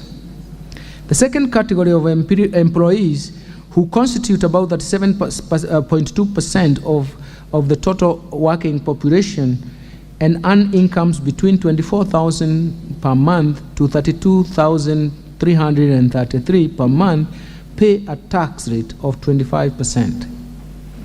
The third category of employees, that form 20.4% of the total employees, earn incomes above 32,333 per month and pay a tax at the highest rate of 30%. The tax structure for the payee, Mr. Speaker, means that the tax burden falls on 57% of the total employed workforce. The tax structure is therefore regressive, and as an individual employee earning income above 32,333 per month falls within the upper band at the rate of 30%, leaving no significant gap between employees who do not pay tax as a result of tax relief and those earning higher incomes. In this respect, we have to embark on the review of this taxation structure to make the tax bands more progressive, sharing the tax burden more uniformly across income groups. Mr. Speaker, at the start of this journey, I propose to the National Assembly to introduce 2 additional tax bands. A 4th band will be applicable to employees earning incomes between 500,000 per month to Kenya shillings 800,000 per month at the rate of 32.5%. And a 5th band that will be applicable to employees earning incomes above 800,000 per month at the rate of 35%. As a result of this change, the employees who will pay tax at 30% will be 19.5%, while those 2 new tax bands will affect 26.67% of employees. And the last band will constitute, let me repeat that. As a result of this change, the employees who will pay 30% tax will be 19% of the total, while the 2 tax bands will affect 26,676 employees, who constitute about 0.8% of total employed workers in the country. Mr. Speaker, we shall continue to review the pay structure to make it as progressive as possible and redistribute the burden of tax incidents. Measures to enhance tax administration. Amendments to the Tax Procedure Act 2015. Mr. Speaker, currently, Kenya Revenue Authority has no visibility on the transactions of trusts, largely due to lack of requirement to report to KRA by trustees. This makes it difficult to ascertain the tax payable on the incomes paid to the beneficiaries of trusts. In this regard, I propose to the National Assembly to amend the Tax Procedures Act to require all trustees administering trusts in Kenya to maintain and avail records required by the Kenya Revenue Authority. Mr. Speaker, in order to enhance the tax compliance by use of technology, I propose to the National Assembly to amend the Tax Procedures Act to require taxpayers to issue electronically generated tax invoices which can be tracked and traced through an electronic tax invoice management system, the e-TIMS. Mr. Speaker, in order to streamline the tax administration and remove pressure to abandon taxes and grant waivers of tax, I propose to the National Assembly to amend Tax Procedures Act to remove powers to abandon tax, as well as waivers on penalties and interest that currently exist in the Act. Mr. Speaker, to encourage taxpayers to pay outstanding tax debts, I propose to the National Assembly to introduce a 1-year tax amnesty on penalties and interest on the accrued tax debts up to 31st December 2022. In order to benefit from this amnesty, taxpayers will be expected to clear principal taxes between 1st September 2023 to 30th June 2024. And now I take this opportunity to urge all taxpayers to take advantage of the 1-year amnesty to clean their tax ledgers by paying all tax arrears. Mr. Speaker, in order to enhance the power of the Commissioner General to correct taxes from non-compliant taxpayers using agency notices, I propose to the National Assembly to amend Tax Procedures Act to expand the scope of agency notices to cover default in payment of installment taxes, installment taxes, and in situations where taxpayers has made self-assessment and submitted tax returns but has failed to pay the taxes on due date. Mr. Speaker, submission of manual tax information to the Commissioner General poses administrative challenges and delays the decision making. I therefore propose to the National Assembly to amend the Tax Procedures Act to require the Commissioner General to provide a data management and reporting system that will allow taxpayers to electronically submit standardized transactional data on real-time basis. Mr. Speaker, impersonation of the Kenya Revenue Authority officers is an offense under the Penal Code and poses revenue risks. We have witnessed increased cases of impersonation of Kenya Revenue Authority officers. In order to curb this vice, I propose to the National Assembly to amend the Tax Procedures Act to provide for offenses and sanctions relating to impersonation of Kenya Revenue Authority officers. Mr. Speaker, in order to enhance the efficiency in administration of tax refunds and boost cash flow of businesses, I propose to the National Assembly to amend the Tax Procedures Act to allow taxpayers who overpay taxes to utilize overpaid tax to offset both outstanding tax debt and future tax liabilities. In addition, I propose to the National Assembly to amend the Tax Procedures Act to provide an additional 30 days for the determination of complex tax cases. This will provide more time for the Commissioner General to complete audit and investigate processes for complex tax refunds cases. Further, Mr. Speaker, I propose to the National Assembly to amend Tax Procedures Act to require Kenya Revenue Authority to pay approved refunds within 6 months. In instances where approved refunds are not paid within this period, I propose to the National Assembly to further amend the Tax Procedures Act to provide for automatic offset of the approved refunds against outstanding tax liabilities in other tax heads or even future tax liabilities.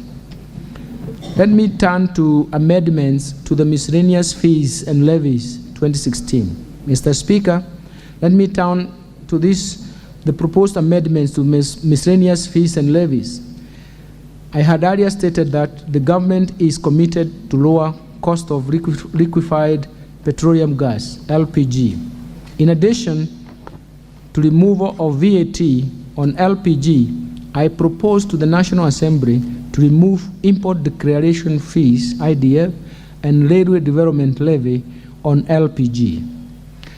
Mr. Speaker, the Kenya Defence Forces and the National Police Service are exempted from import declaration fees and railway development levy in respect to equipment, machinery, motor vehicles for their official use. However, this does not extend to other goods for official use, such as material supplies. In this regard, I propose to the National Assembly to extend the exemption to all goods purchased or imported for official use by the Kenya Defence Forces and the National Police Service. Mr. Speaker, the aviation sector is critical in supporting tourism and transportation of passengers and cargo. Currently, some aircrafts and parts of the aircraft are exempt from import declaration fees, IDF, and railway development levy, RDL. To further support this industry, I propose to the National Assembly to extend the exemption to cover all aircraft, helicopters, aircraft engines, and aircraft spare parts. Mr. Speaker, currently the imported goods are subject to import declaration fee at the rate of 3.5% and railway development levy at the rate of 2%. On the other hand, raw materials and inputs imported by registered manufacturers are subject to a lower rate of 1.5% for both import declaration fee and railway development levy. These differentiated rates pose administrative challenges and are avenues for revenue loss. In order to address these challenges, I propose to the National Assembly to harmonize these rates at 2.5% for import declaration fee and 1.5% for railway development levy applicable to all goods imported into the country. I now turn to amendments on Betting, Gaming and Lotteries Act Cap 131. Mr. Speaker, currently the Kenya Revenue Authority has not been able to enforce tax collection from betting, gaming, price competition, and lotteries activities due to lack of an enforcement provision in the Betting, Gaming and Lotteries Act. In this regard, I propose to the National Assembly to amend this act to allow KRA to apply the provisions of Tax Procedures Act in enforcing tax correction.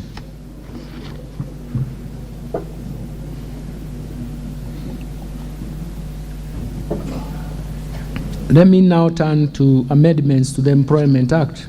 Mr. Speaker, in order to provide funds for the development of affordable housing and associated social and physical infrastructure, as well as the provision of affordable home financing strategy, I propose to the National Assembly to introduce an affordable housing levy through an amendment of the Employment Act 2007 to provide a monthly levy payable by the employer and the employee at 1.5% per month for an employee's gross monthly salary.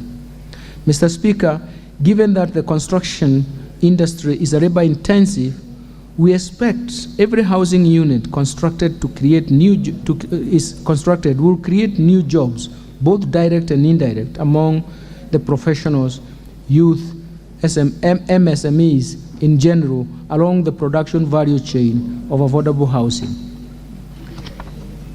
In order to support enterprises and businesses operating in the special economic zone, Mr. Speaker, through government support, the special economic zone and export processing zone continue to position our manufacturing sector at a pace as pace setters in the region through exports and manufactured goods.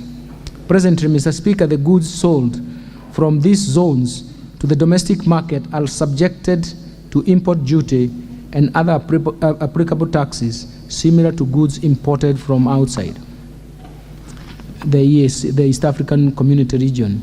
This taxation does not differentiate whether the inputs or raw materials used to produce such goods originate from the customs territory or from outside the customs territory. In order to enhance the market access, I propose to the National Assembly to amend the Export Processing Zone Act and the Special Economic Zone Act to exempt from import duty goods produced from the Special Economic Zone and Export Processing Zone that use inputs or raw materials originating from the customs territory when sold into the domestic market. This will encourage enterprises operating in the zones to purchase raw materials or even inputs from the domestic market. Mr. Chairman, in conclusion, Mr. Speaker, in conclusion, it is clear that Mr. Speaker,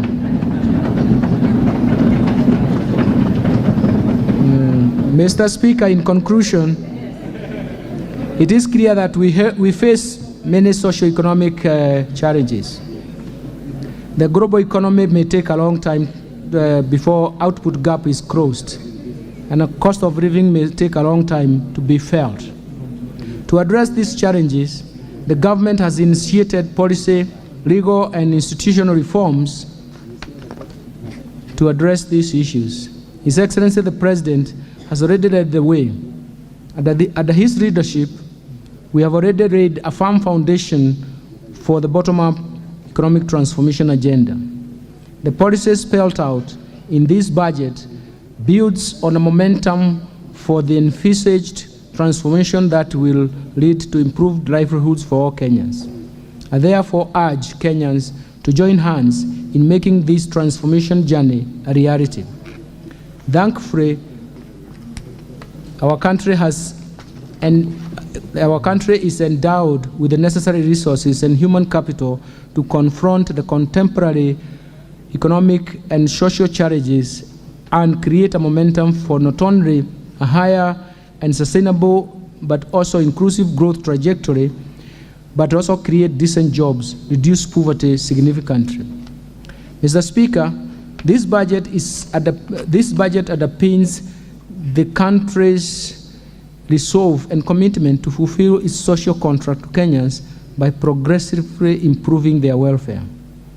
At this point, Mr. Speaker, allow me to express my sincere gratitude to His Excellency the President, Dr. William Samoei Ruto, the President of the Republic of Kenya, and the Commander-in-Chief of Defense Forces, and His Excellency the Deputy President, His Honorable Mr. Rigathi Gachagua, for their counsel, guidance, and support during the entire process of laying foundation for the bottom-up economic transformation agenda and finalizing this budget.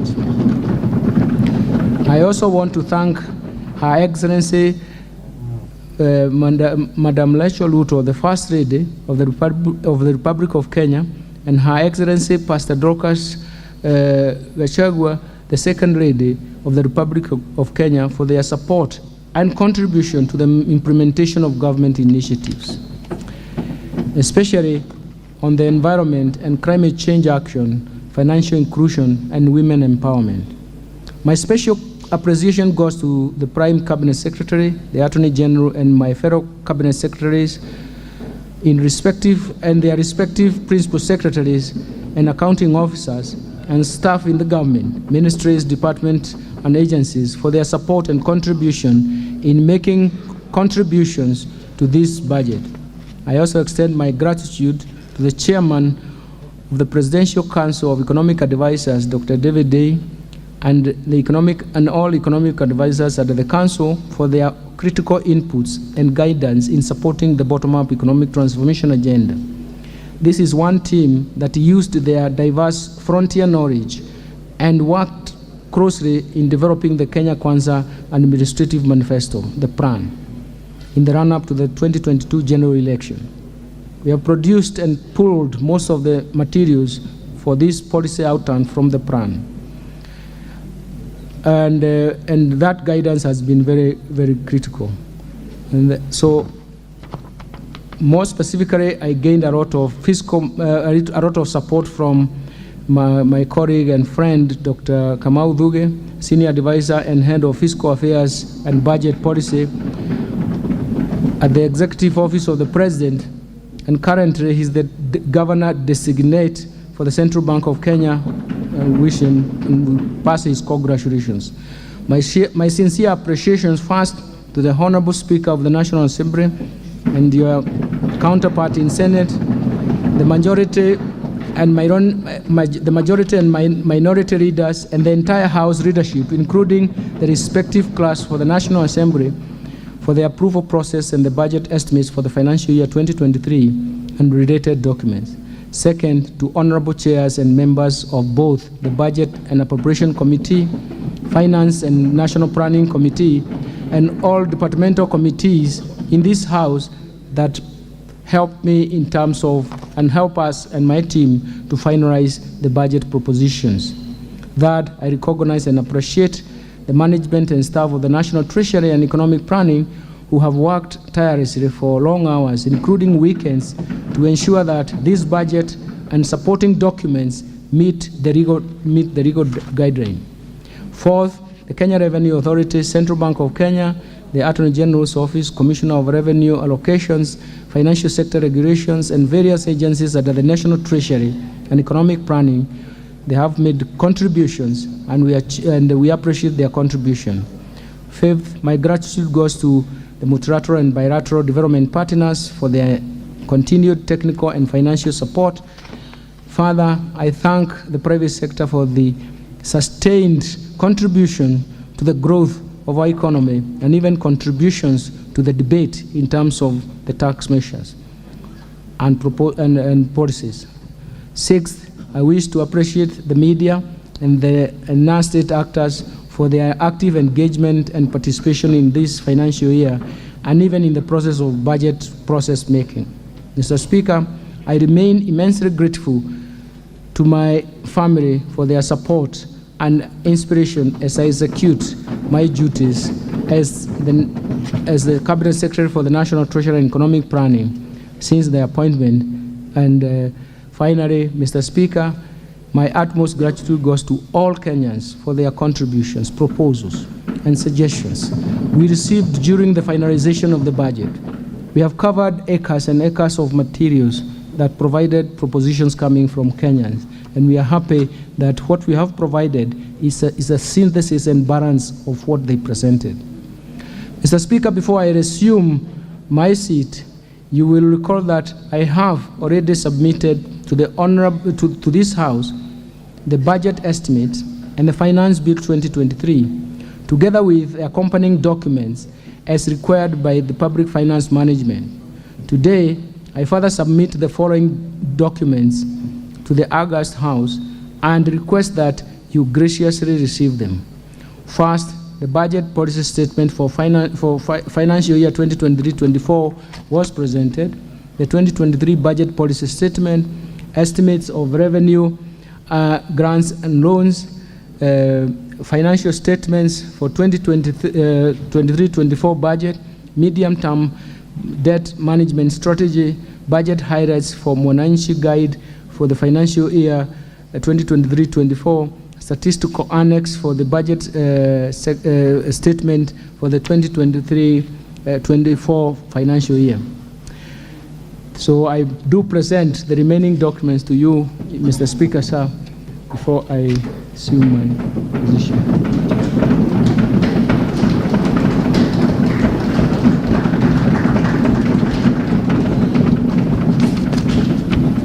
Thank you, Your Honorable Speaker.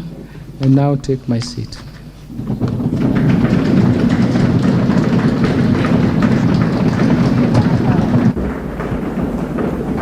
Honorable members. Honorable members, I wish to thank the Cabinet Secretary for the National Treasury for ably making a public pronouncement of the budget policy highlights for the national government for the financial year 2023-24 and the medium term and the revenue raising measures. It took 3 hours and 20 minutes to be exact.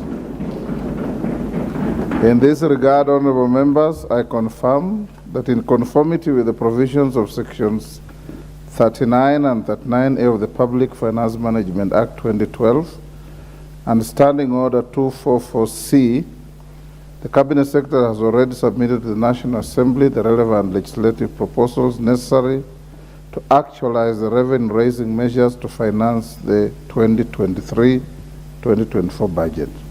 These are since culminated in the Finance Bill 2023, which is under consideration by this House.